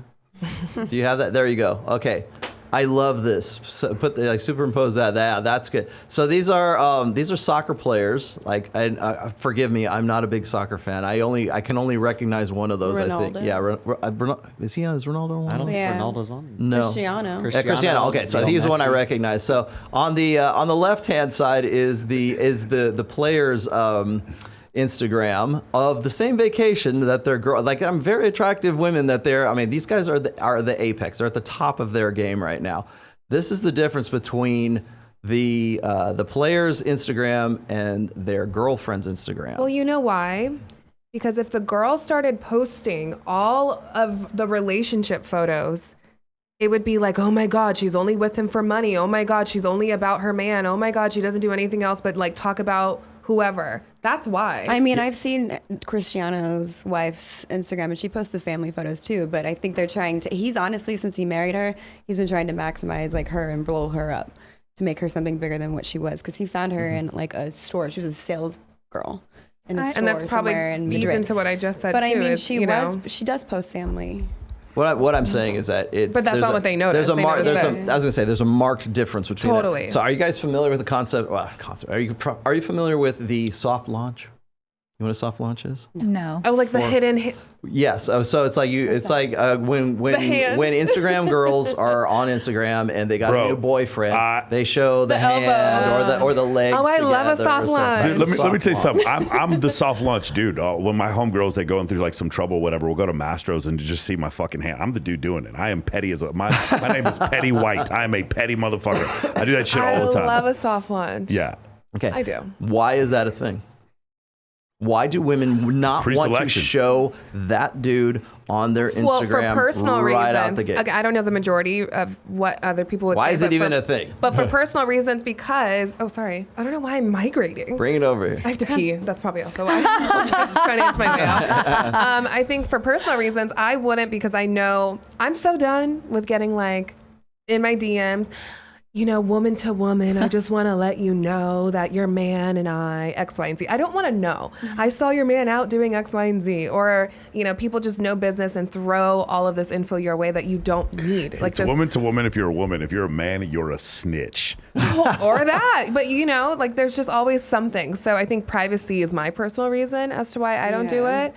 I mean, y'all wouldn't have known I had like 3 boyfriends in the last few years. You know what I mean? You wouldn't know that. If I looked at your Instagram, would I? There's no soft launch on there. There's no soft launch. Not Is there even any pictures of you with one of those boyfriends on there? Probably, yeah, like an ex, maybe, because it was a sponsored post. It's so effective. Because it was a sponsored post. I've posted and it was a soft launch sponsored post. It's so. He had his head cut Now, off. I know Jamie. I know, I was like, Jamie's with her boyfriend on hers quietly. I want that. I would She's love. proud of that. She's God, like, I look want at this that. dude. So badly, I want that. I mean, but I'm pretty open and that's I am the same way. Yeah. The guys yeah, and to each their own. I mean, I just obviously I don't care, so I put whatever I want out there. In fact, I posted just recently, I lost like 100 followers for doing that. That's exactly what I was getting at. That's I lost 100 followers just recently. The reason why women do soft launches is because they know that their brand will take a hit if they in any way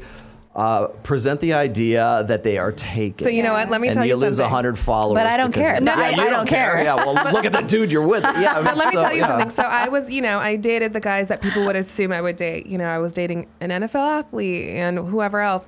And then I was over it. And I was like, you know what? Maybe this is not working. I don't know why. Let me date someone, quote unquote, normal. I dated a teacher, dated a firefighter. Posted him, brought him around, my friends and people. He ended up being a groupie. So if anything, he was trying to feed off of what I was doing. Treat her like a celebrity and she'll treat you like a fan. Oh, and he was the one I posted on my social media. Bro, you just got him laid. I'm telling you right now. I've been telling my homegirls this all the time. I called you girl, Michael. I was like, girl. Yeah, yeah. It's one of these things where it's like, there's one girl I was seeing. She had like more than like 4 million followers. And when I would post her on my shit, it was incredible. I would get girls hitting me up all the time. When she would post me in her story, it was just fucking fire and hate and just whole. Well, mine was empty for the teacher, but for him, I'm sure it was flooded. Whatever. I kind of noticed something really interesting about like those pictures that it's like, okay, so these are like the top tier guys. These are like the Apex alphas. Yeah, right. And then here they are, like all wifed up, right, with their booze. Like that right there. It like that to me says like, hey, commitment. Hey, like more than sex. Hey, like I'm giving up like all my access to like what I could have, and all this others. is and so that right there. That right there is like a really good, like, I feel like that's kind of a contradiction to some of the things that you guys are saying. It's making those men more attractive. I was going to say, I know that reality. Okay, so hold on. So they're only doing that because this makes me look attractive because I'm with my hot wife. Negative. There is no downside for it. That's the point. I have a hot wife, therefore there is no downside. Whenever I post me with a super hot girl, there is no downside for me. Yeah. None. It does not. You don't think that they take a funnel hit? marketing system for any of those soccer players. So for their wives or their girlfriends? For the soccer player. Is. For the soccer player. For him. The soccer player, he like not only because the women will still talk to him. So if a guy, so what you guys are saying, just so I understand correctly, so what you guys are saying that a guy can post a girl, doesn't take a hit. None. And so that's just helps me. When I think it works the pre-select. opposite. Watch what happens. Pre-selection. Even when It's just like I'm pre-selection. just friends with Lindsay Pellis. When Lindsay posts a picture with me and she's got her arm around me, I get a ton of fucking followers. Yeah, it doesn't hurt me at all. Absolutely none. Like, definitely. It's For women, it's completely. a- I it's feel hit like to women's brand. the way that I would look at that, and again, I'm not a guy, but the way that I would look at that is I would feel like that, like if I'm operating under that kind of evolutionary psychology mindset, I would feel like that would be a disadvantage if I use that theory. That would take If you're me a man off or a the- woman, remember, if two I'm different a- things. I'm looking at it as a man. I'm saying if I use that theory, I would feel like that would Merch. take me off the market a little bit. Now, from my experience, you and I are friends. From my experience, do you think that when I post videos or pictures with me with a girl, you remember my last relationship, do you think more girls messaged me to go out with me or fewer girls messaged Yeah, me to go out but with me? you weren't in a commitment though, or anything like No, that. even you if know I was in mean? a commitment or not a commitment. Well, even I if- think that those things factor in. At least in my opinion, they do. No, to as far as a girl, whether or not she would approach, I agree. Some women are like, well, he's married, so I'm not going to go Yeah, after him. so that's- I will that's tell you, what I'm hold on. saying. I will I'm tell gonna you do it. just as many women who are like, I don't care that he's married or I like him more because he's married. But here's the main thing. Even the women who wouldn't go out with me if I was showing that I was married are still more attracted to me because they see me with an attractive woman. There is zero downside. It's to literally me. like having a baby Zero. in your arms or a puppy. They Yep. they Yep, make it's it the a dog reason. I've effect. seen There it. it They is. make it a reason to walk up to Michael and say, "Oh my God, your girlfriend's so beautiful. Tell me more about her." And they're just like trying to be in his gaze. Guys, ask me trying to that- connect. You like, have not. trying- Well, yes. Wait, you want to talk about another double You know? standard? If you have like a single mother is at a serious disadvantage in the sexual Poor thing. marketplace. Yeah. A single father is at an advantage in the sexual marketplace Yeah. because it's proof of concept. Somebody approved of him and he's got the baby and maybe he's a widower or maybe There's nothing better than a good father. There's a guy like seriously. Well, you want to know why I hate to even use this analogy. You want to know why The Mandalorian was so freaking better great a show? say it Why, with your chest. why it was one of the best things that, He's that taking Disney care has of an done. orphan baby. The baby. They don't want a strong, powerful, like Jedi Rey, female. Who cares? They want baby Yoda. That's what they want. And so it's like that proof of, it's like having that guy who is, he's proven that he can be a good father. Oh boy, man, and he's hot and he's on his game. Yeah, okay. And he can wield a lightsaber. Okay, fine. I don't- That's a perk. He's a protector. Yeah. All of it. He has a deep voice, and then he Yes. he It's cares for the parental baby. investment. Everybody thought that Pedro Pascal was so attractive after that shit. Of course. I'm sure it was. But as far as like the soft launch thing is what I was getting at, and we can finish up after this. But like the idea is that women will take a hit to their brand if they don't put forth the idea that they are single all the time. So when you have, that's why they have a soft launch. That's why there is, I'm going to ease my way into it because I think on some level of consciousness, like women understand that they're going to take a hit to their Do the to their everyday brand. woman? Do everyday women do that as well? Do you see, or is it more so for Women that are certainly women more that are social- in okay, I've argued this, and this is in my fifth book, Player's Handbook, is everything is brand management. As Jason Hartman was saying, it's like Instagram is funnel marketing for women in the sexual marketplace, which is an economy. So one of the reasons why women are so hesitant to put pictures of other guys on their Instagram is because they know that they will destroy the perception of attainability. I might be able to get this girl, or she a seems low like she's body single. count. They're literally Or a seeing lower body count. seeing the Yes. body count on Right the then thing. and there. Like for me, Ooh, having I a never thought of high that. me having a high body count does not disqualify me from you saying some women. I don't introduce me to these women because I haven't met them. Or single mothers who yeah. don't show their children in their Instagram. For sure. Because they know that is a disadvantage. I It's would very just say similar right to now, that. I know my ex literally never posted me once because it was going to mess up what he had going on. Because he didn't know what he was doing. Like, honestly, if he had posted, Is that the one that cheated on you? Yeah, Yes. more women would have. Prosecution rests, Your Honor. More women would have come after. More women would have come after him had he done it. He just didn't know what he was doing. I've posted all my boyfriends, and then I don't do any soft launch. Let me ask you something. When you post your boyfriend, I don't post them, it's when you because post he's your not posting me. boyfriends, do you Yeah. notice any difference in your interaction when you do post your boyfriend? Oh, of course, yeah. Yeah, Nobody, it's bad. Yeah. Nobody cares. Same as when I used to post my family and my dogs and food. Mm-hmm. Show us your tits. We don't care about your Why? Show me your checks. No one cares. But I was going to say, is that especially in the global sexual marketplace, and which, like I said, it is an economy. you lose brand capital. Women, anyways, lose brand capital the moment that they present the idea that they might not be single. And so, like, you got, like, I can also use the example of Ayesha Curry, Steph Curry's wife. She has been on the Red Table Talk with Jada Pinkett Smith talking about how she wants to keep her Instagram and how she wants to look hot and sexy for other guys and be cute and everything. Like, you are with like a Hall of Fame, you know, Honestly, NBA when she said player. that, I cringed a little, but I understood what she was trying to say. You know, she's just being honest, but I did cringe a little bit. Right? Yeah. You just used what is it? Ciara and Russell Wilson. The other Funniest shit ever. What's funny about it, you guys?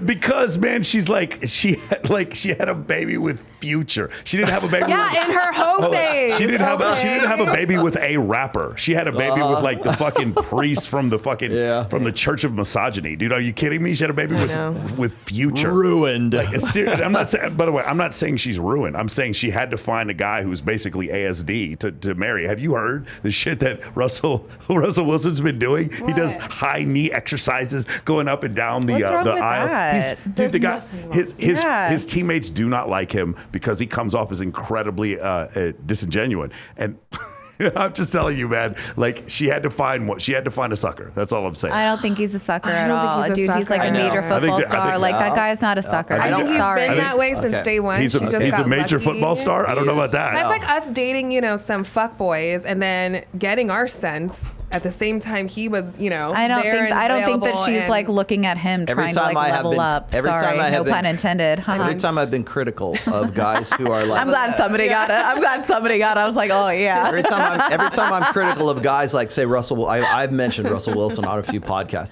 Every time I'm critical of a guy who is clearly a quote unquote alpha male, and I say, he's blue pill alpha. Look at what he's doing. He's definitely, desire. I mean, he's a Hall of Fame quarterback. Don't get me wrong, okay?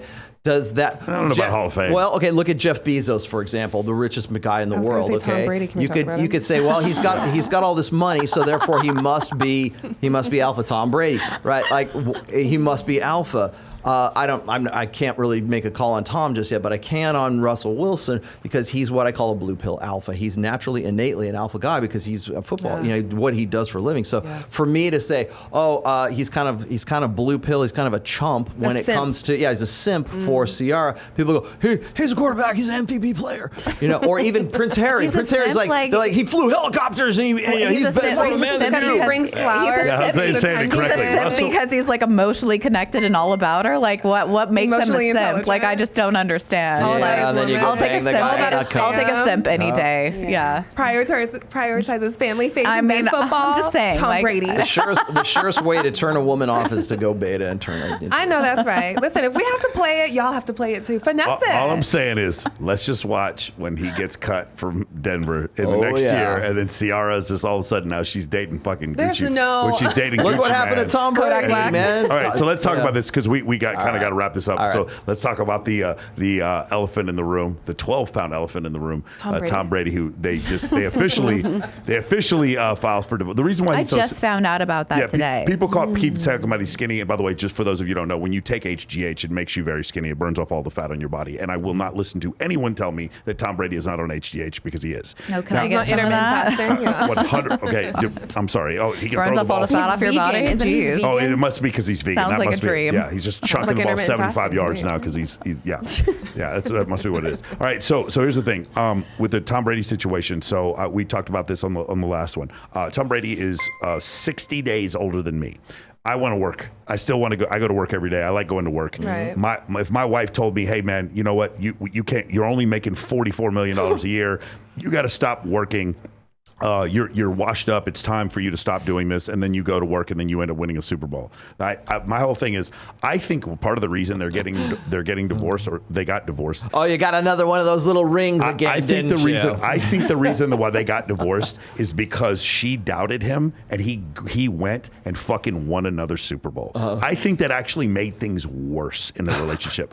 I think that's a big assumption. I think it made things worse. And then the next year she she was like, you need to retire. He goes and retires. He comes back and then he leads the league in passing yards. I think what happened from her standpoint was she's like, you're done. You need to be done with this and come raise these kids. He's 44 years old at this point. He's like, you need to come raise these kids. And he's like, no, I want to go back and try this one more time. No, Tom, you're too old to be doing this. You're done. And by the way, she's Brazilian. She's probably used to football players who don't make it to 44. Football, soccer players. And then here, Tom Brady, who's playing at the high, he is by MVP. far the highest level person. Like George Blanda, who was a good player in Hall his of 40s, Fame was not as good as Tom. Tom Brady's career, just since he's 40, would put him in the Hall of Fame. Just since he turned 40 in the last 5 years. So why not go be a commentator? Why not go contribute some other way? Why go back on your... Hold on. She would leave him if he wanted to be a commentator. She wants to take him and the kids to Central America. That's the whole thing that's going on here. So my point is this, like, he still wants to work, and she's like, well, no, I don't want you to work anymore. I think this is crazy. To me, this is absolutely bonkers that it is so unfair from my standpoint as a man, thinking I'm not allowed to work and I'm not good at my job. Didn't he retire, then go back and not tell her? Twice. No. He retired twice. It is not that last time he retired, last week, and then came back this week? He left for 11 days and talked to his wife about it. He certainly did tell her, and then she filed for divorce after he came back to the Tampa Bay Buccaneers. Right. So how many times do you have to go back on your word in a real way? It's different. How many times do you have to give your word because your wife doesn't want you to do what you're great at? What if your son says, Dad, I want you home. I want you at my soccer game. Now that's conjecture. And here's the other thing. How many 45-year-old men work for a living? And they work way more hours than he does playing quarterback for the Tampa Bay Buccaneers. It's not an 80-hour a week I think job. that there's a story here that we don't actually really know. We don't actually really know why they're getting divorced. We don't actually know what the conflict is. Like, just a lot of assumptions. Well, we do know it has to do with him not retiring.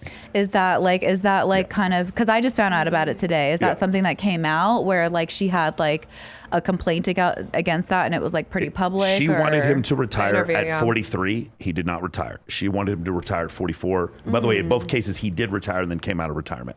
And now at 45, he's come back. And then when he goes to training camp, then there's an 11-day break where he leaves, gets into a huge fight with her, comes back, and that's when he has the famous saying that I posted. I got a lot of shit. I'm 45 years old. I got a lot of shit going on. That's what he said. And when he does that, and then all of a sudden she files for divorce after that. I think it was, not even 6 months ago. I love how Gronk follows him everywhere he goes. Yeah, it's the frat boy thing is going on. It's pretty funny. The point is like, I believe that he has the right to continue to make a living at 45. He's not 65 there years old. Must be something we don't know for someone, I especially with two young children. I think competition. I think she wants all the power. I don't think it's that black and white. Sean St. George says this. He's like, it's competition. That's why Brady keeps playing. It's like, what else is he going to do? Maybe he doesn't want to be there's a qualifiable difference between winning Super Bowl after Super Bowl in not just the Patriots, but also Tampa Bay as well, and going and doing commentary and talking about the game that you would 100%. Rather be playing. No, I disagree. I think if he goes and does commentary, she still leaves him. I think she still leaves him. I don't think it's a function of. Oh no, it's a clash of egos, is what it is. The number one supermodel, highest paid supermodel in the world. She makes more money than he does, and then him. Yeah. As a commentator, he would probably pass her. In that capacity. The deal they had offered him, he was going to make more money not make more money, but over in total, I think her net worth is $600 million, and he made $250 million playing football. He would eventually pass her. That's essentially what would happen. Like this is pure American drama. No soccer player gets this kind of drama. They all are happily married with beautiful wives and kids. I don't know. And some mistresses, honey, don't we know it? I'm not so sure about that. He hasn't gone off and embarrassed her. Like, he is incredibly good at what he does. And I got news for you guys. If Tom Brady 10 years from now runs for president, he'll win. That's the thing. That's who you're dating. That's who you have. You are dating Superman. So now you have a decision to make. But what about him? He's married to Gisele Bundchen. What about him? What about her career? What about all of the things? What about her career? That's not a factor. I agree with him on this. I think he could still play football. I totally agree with. I agree with that. You make time for your family. Hold on. If I married either one of you guys, please understand. I have a you really. Can play football, I have a really. No, not play football. I have a good job. I like my job. I like to work. I like to be productive. I like this business that I'm building. I like the fact that I'm taking people who work for me and getting them. So when they say that we grew apart, what does that normally mean? I think it was about him being his age and still playing football because it's a dangerous sport. No. I That too honestly, could be I it. really don't know. I just literally learned about it today. Like if I actually like kind of digged at it a little bit, I might have a better again, a lot of speculation. Speculation. They both posted. What time is it right late. now? They You both got it. posted Thank you. statements. If you guys, did you guys see their statements? Yeah, I did. Yes. Yeah. How she was like, she never. Well, she called him. Well, he was saying my wife. She was saying Tom for everything. Yeah. That's language is important. It is, Yes. right? So that's why. Let me make another prediction. When this is over, things are going to go in one direction for Tom and a different direction for Giselle. I'm just going to make that. I got a prediction. $20 super chat here. Technological chaos. It's, Tom Brady's wife eventually came to terms that Tom Brady is just a hyper ambitious guy she will never tame. Tom is doing what a man naturally is doing, which is sticking to his guns and never quitting. You can't change a man. I think it's just a lot of projection, man. like I keep hearing this narrative that like she didn't want him to play or that she's upset at his career. That part is true. That part is irrefutable. Fine. But like, this is not some negative, angry woman kind of like coming against him. Like she's been in this with him and supported him throughout, like, God knows how long has he done this. And 13 years. Okay, fine. And so now let's just say like she might be like, you know what, I really want you to be home with us and the family, and they have probably talked about this, and maybe he has moved the goalpost. It sounds like he has moved the goalpost on her. We're not really giving that much attention. We're just kind of blaming her and being like, oh, she's not being supportive and wants to, put him down and put his career down. And it's like, well, like, how, is he supporting her? Like, I mean, I know we're not supposed to compare or something like that, but I have to kind of like look at something like that. Him playing quarterback for the Tampa Bay Buccaneers, she can still sell the makeup line, and I think she has a clothing line. It's not about that. It's about the way she's being presented. It's about the way that she's being presented as unsupportive and negative and not happy for him.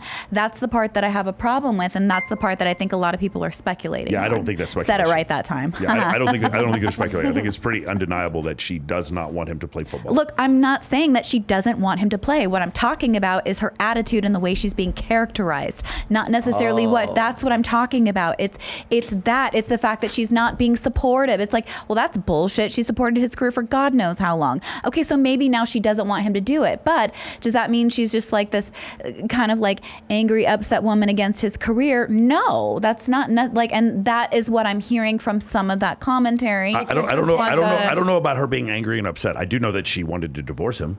I know that she wanted to divorce a 45-year-old man. It sounds like she's being framed in a way where she's not being supportive, and that to me is, I feel like that's unfair. I feel like that's a major assumption. I think that there are a lot of assumptions being made about her attitude and her role in it. When both Tom and Giselle are making the kind of money they're making and have been for quite some time, what does supportive look like at that point? Home. Well, How much more support does he have to like? It's not about him supporting her. Like it's not about that. It's about that she's being framed in a way where she's not being supportive of his career because he wants to go off and do this, and she wants him to stay home. She's being framed as a way as her not being supportive. Do you think that the divorce has anything to do with him wanting to continue to play football? I don't know enough about it, and that's why I'm not. That's why I'm not commenting on that part. That's irrefutable. Yeah, yes, she it said definitely that. does. Yeah.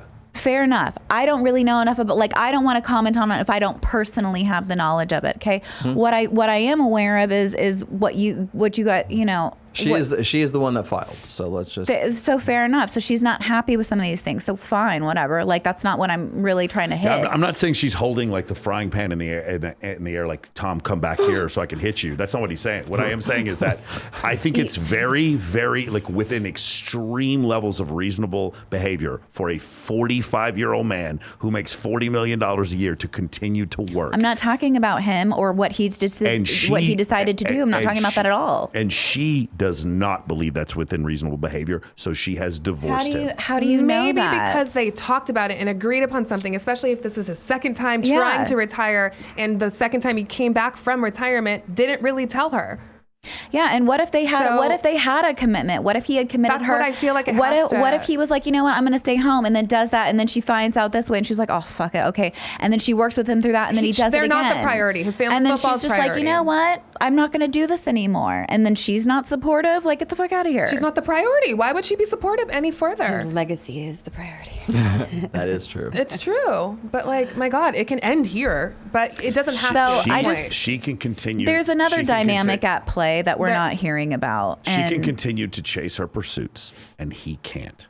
That's what's different. You cannot. But she hasn't in 13 years. What's the last project that Giselle has done in a big way? Giselle has makeup and clothing lines. She's just because she's not. Because that's what a stay-at-home mom does when you have that kind of money and fame, you know. But what I'm saying is, it inherently is not the same thing when he does not stop her from pursuing her designs, and she has stopped him. Here's the other thing.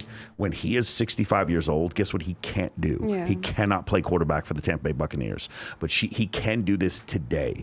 And he's not kind of good at it. Now, obviously, in the last couple of weeks, he's been terrible. But when the season started, he is terrific at his job. And that's the only thing I'm saying.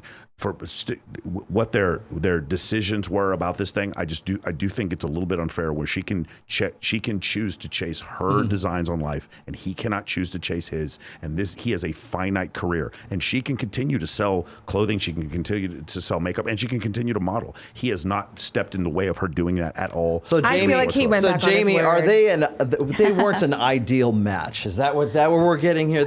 He picked the wrong girl. Is that what happened inside? No, not necessarily. Like, no, not necessarily. Like, what I'm saying is that that's why most relationships fail. Okay, like it is, and I'm not like changing my opinion on that. Like, I feel like most people do really pick the wrong person. Now, sometimes in relationships you might find an equal match, right? Let's say that they would be a pretty equal match, right? That doesn't necessarily mean it was the right person, though. It doesn't necessarily mean it was the right person. Now, objectively, you could look at that and be like, yeah, like tick, tick, tick, tick, tick. But I don't know the inner workings of that relationship. I don't know what the insights were. Like, a lot of women like still choose, like, it looks right, and a lot of women marry right, and men do the same thing, but it doesn't mean it is right. Like, so yeah, like, I'm still going to kind of go with what I was saying earlier. Yeah, but there is this other thing that can happen as well. And sometimes people do change in relationships, okay? And that does change the course of the outcome of that relationship. And that's not something you're necessarily going to be able to see ahead of time. See, here's what I think is happening, because it's the same effect it's a follow-on effect, anyways, of the same dynamic that happened with Amber Heard and Johnny Depp. Okay, when they first got, by the way, I was covering that since 2014, like before they got married, and I can remember a time where women were just demonizing Johnny Depp, saying he's a monster, he's an asshole. And when the divorce was going down, that was our opinion, that he couldn't get work, he couldn't be Jack Sparrow anymore. And then suddenly, after we have the civil suit and the defamation suit, now it comes to light that, well, actually, he's really kind of a blue pill alpha. He's just sort of a chump who happened to believe in be very like emotionalist, let's just say. But we wanted to take Amber Heard. In fact, some people are still taking Amber Heard's side. Well, there was a civil court in the UK that found in her favor and basically just stated that he beat her with no evidence. They found him guilty. That's essentially what happened, and it was incredible. I'll show you news articles from ABC Australia where they were like, I can't believe anyone would ever support what's his name? What can't I remember? Johnny Depp. Johnny Depp. And then the trial comes out and he mollywops her. Turns out none of it was true. So the reason I'm bringing this up is because we tend to when we look at situations like this, we look at it from a female specific perspective right away. It's the same thing that happened when Jeff Bezos and Mackenzie Bezos got divorced. The first thing out of any woman's mouth was, well, she deserves that money, whatever she's going to get. They didn't even know what the settlement was going to be at that time. It was $33 billion. And of course, Jeff Bezos was like, all right, here you go. Right. 33 billion with a B, billion dollars. And she became the 5th richest woman in the world as a result of that divorce. The reason why women wanted to say, well, she deserves that because she was there from the beginning and she helped him get Amazon off the ground and blah, blah, blah. And I said, well, if she were to take all of her holdings and all the money that she has and all of the equity that she had in Amazon and pulled it out of Amazon, it would in no way amount to $33 billion. That is a divorce settlement. So the first thing we think of is, well, she deserves it. She went through hell. There must have been some reason why she filed for divorce. 70 to 80% of divorces are filed by women. There is a reason for that. And of course, the first thing out of any woman's mouth is, well, the guy must have been a dick. There must have been something that was wrong with him. There must have been some abuse. He must not have held up his end of the bargain, whatever else, when in fact, statistically, most marriages don't last longer than 5. If they're going to get divorced, it usually ends between 5 and 9 years. And usually, as I said before, between the ages of like 29 and with average age of first marriage for men is like about 30 years old. For women, it's about 28. Just enough time, squeeze out a baby, and get back into the sexual market once again. And we see that across the board, historically since 1960. It has always been that as a schema, let's just say. So when I'm bringing this back to Tom and Giselle right now, there are probably reasons behind all of this, but I think that they're a lot more visceral and probably less to do with like emotions and less to do with like, I think it's more logistical reasons. I think it's more pragmatic, practical reasons on her part, because she's at the point right now where he's probably going to retire. I don't know when he's going to retire. He might not make it through this whole year. He might not make it through this whole year. Not even able to play. So now's the time to go. And if you go and you look at marriages in the NFL and in professional sports, usually when that guy retires, that's when they go through their first divorce right there. Listen, I'm saying, what I'm saying is if we're married and I cheat on you, you want to leave me, I understand. If I hit you, for sure, leave me. If I do some other crazy shit, leave me. If I end up going to jail, I get it, leave me. If I end up throwing 49 touchdowns and 6 interceptions, just give me a shot. Yep. That's all I'm saying. Just let me throw some more touchdowns. That's all I'm saying. That's like Brett Favre kept trying to go back into, like, he couldn't give it up. Like, and that, I mean, again, another Hall of Fame quarterback. And probably should have retired at Green Bay, but kept going back to it because he wanted that last ring. He wanted to be competitive. He doesn't know anything but football in his entire life. You know, that's it. Let me read these real quick, and then we'll get out of here. Technological Chaos is trying to change Tom or hyper-ambitious persons to change core personality is like trying to convince a bear to change its pursuit to hunt. Lesson for all people, let's stop trying to pursue re-engineering people. That reminds me of a quote, and I want to say it's not Aristotle, it's Aristophanes or something. It's like, the wisest of men will not, the wisest of men know not to teach a crab to, try to teach a crab to walk straight. I don't know where that's coming. Because that's the nature of the animal. Terrell says, Leonardo DiCaprio is Giselle's alpha, not Brady. Very funny. Maybe. I doubt it. I mean, but just imagine what it was like. He is single now. Time out. What do you think it was like for Giselle when she wasn't that famous? Guys, I'm gonna have to wrap up. Yeah. I'm so tired. Yeah. We'll kill it. Right? Okay. Well, what do you think it was like for Giselle though? For real, like, imagine you're not that famous and you are dating Leonardo DiCaprio. I know we joke about it now, but it probably was a pretty big imprint on her life. I'm just saying. You know what I'm saying? Anyway. Right all right. Anyway, so let's wrap it. We're good. Where can we find more of you? And when are you going to start your goddamn podcast so I can watch it every day? I know. Yeah. I need to start. Hey, if there's anybody that wants to sponsor my podcast, please, hit me up. Everyone in the chat.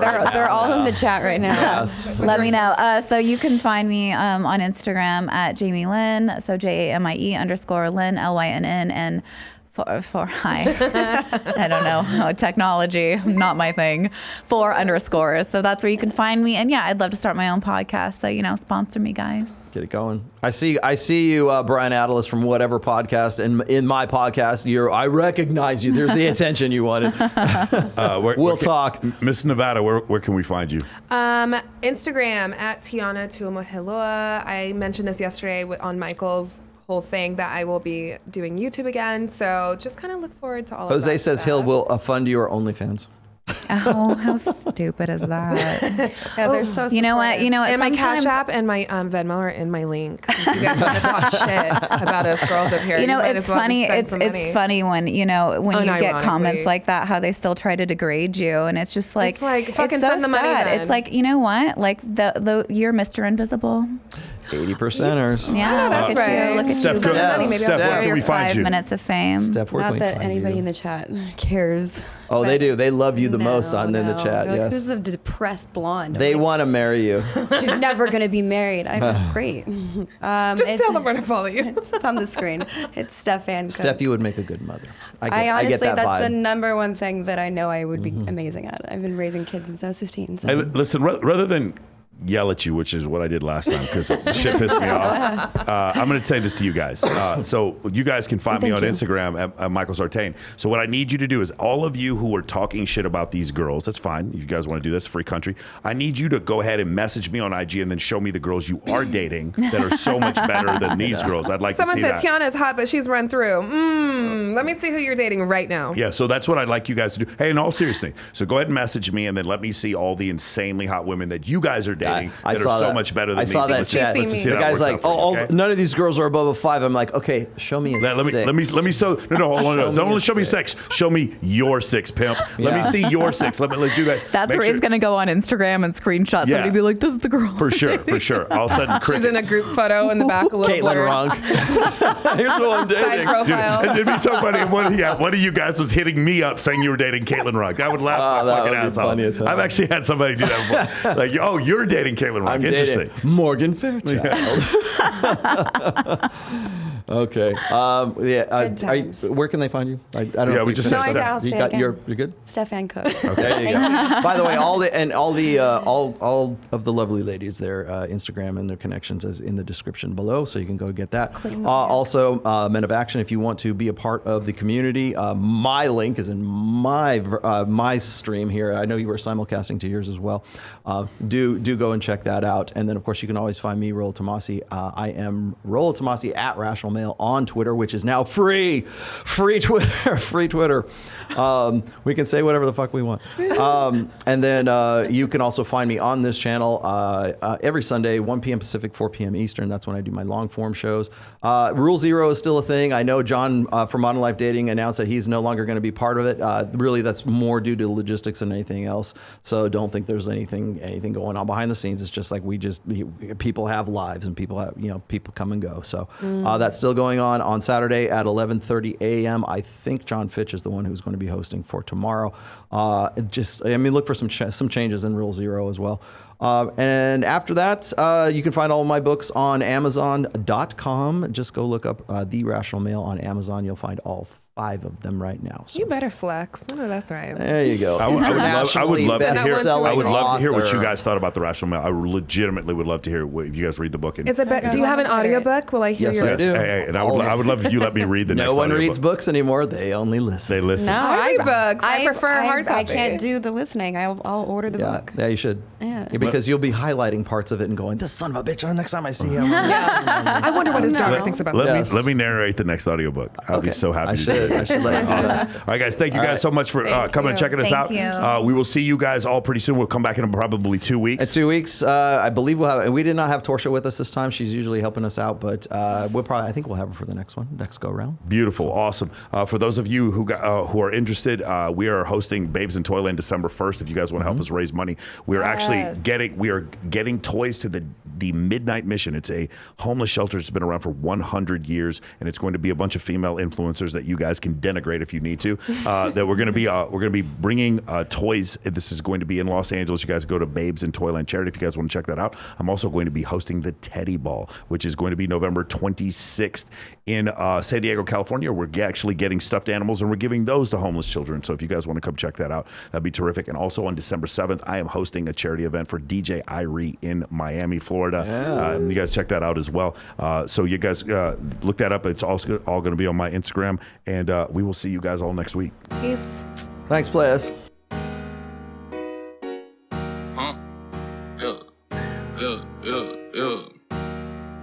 Save old shit, huh?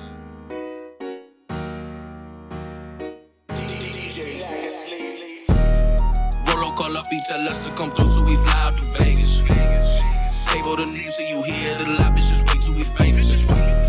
Me and my brothers, you know we the best and you know we the greatest.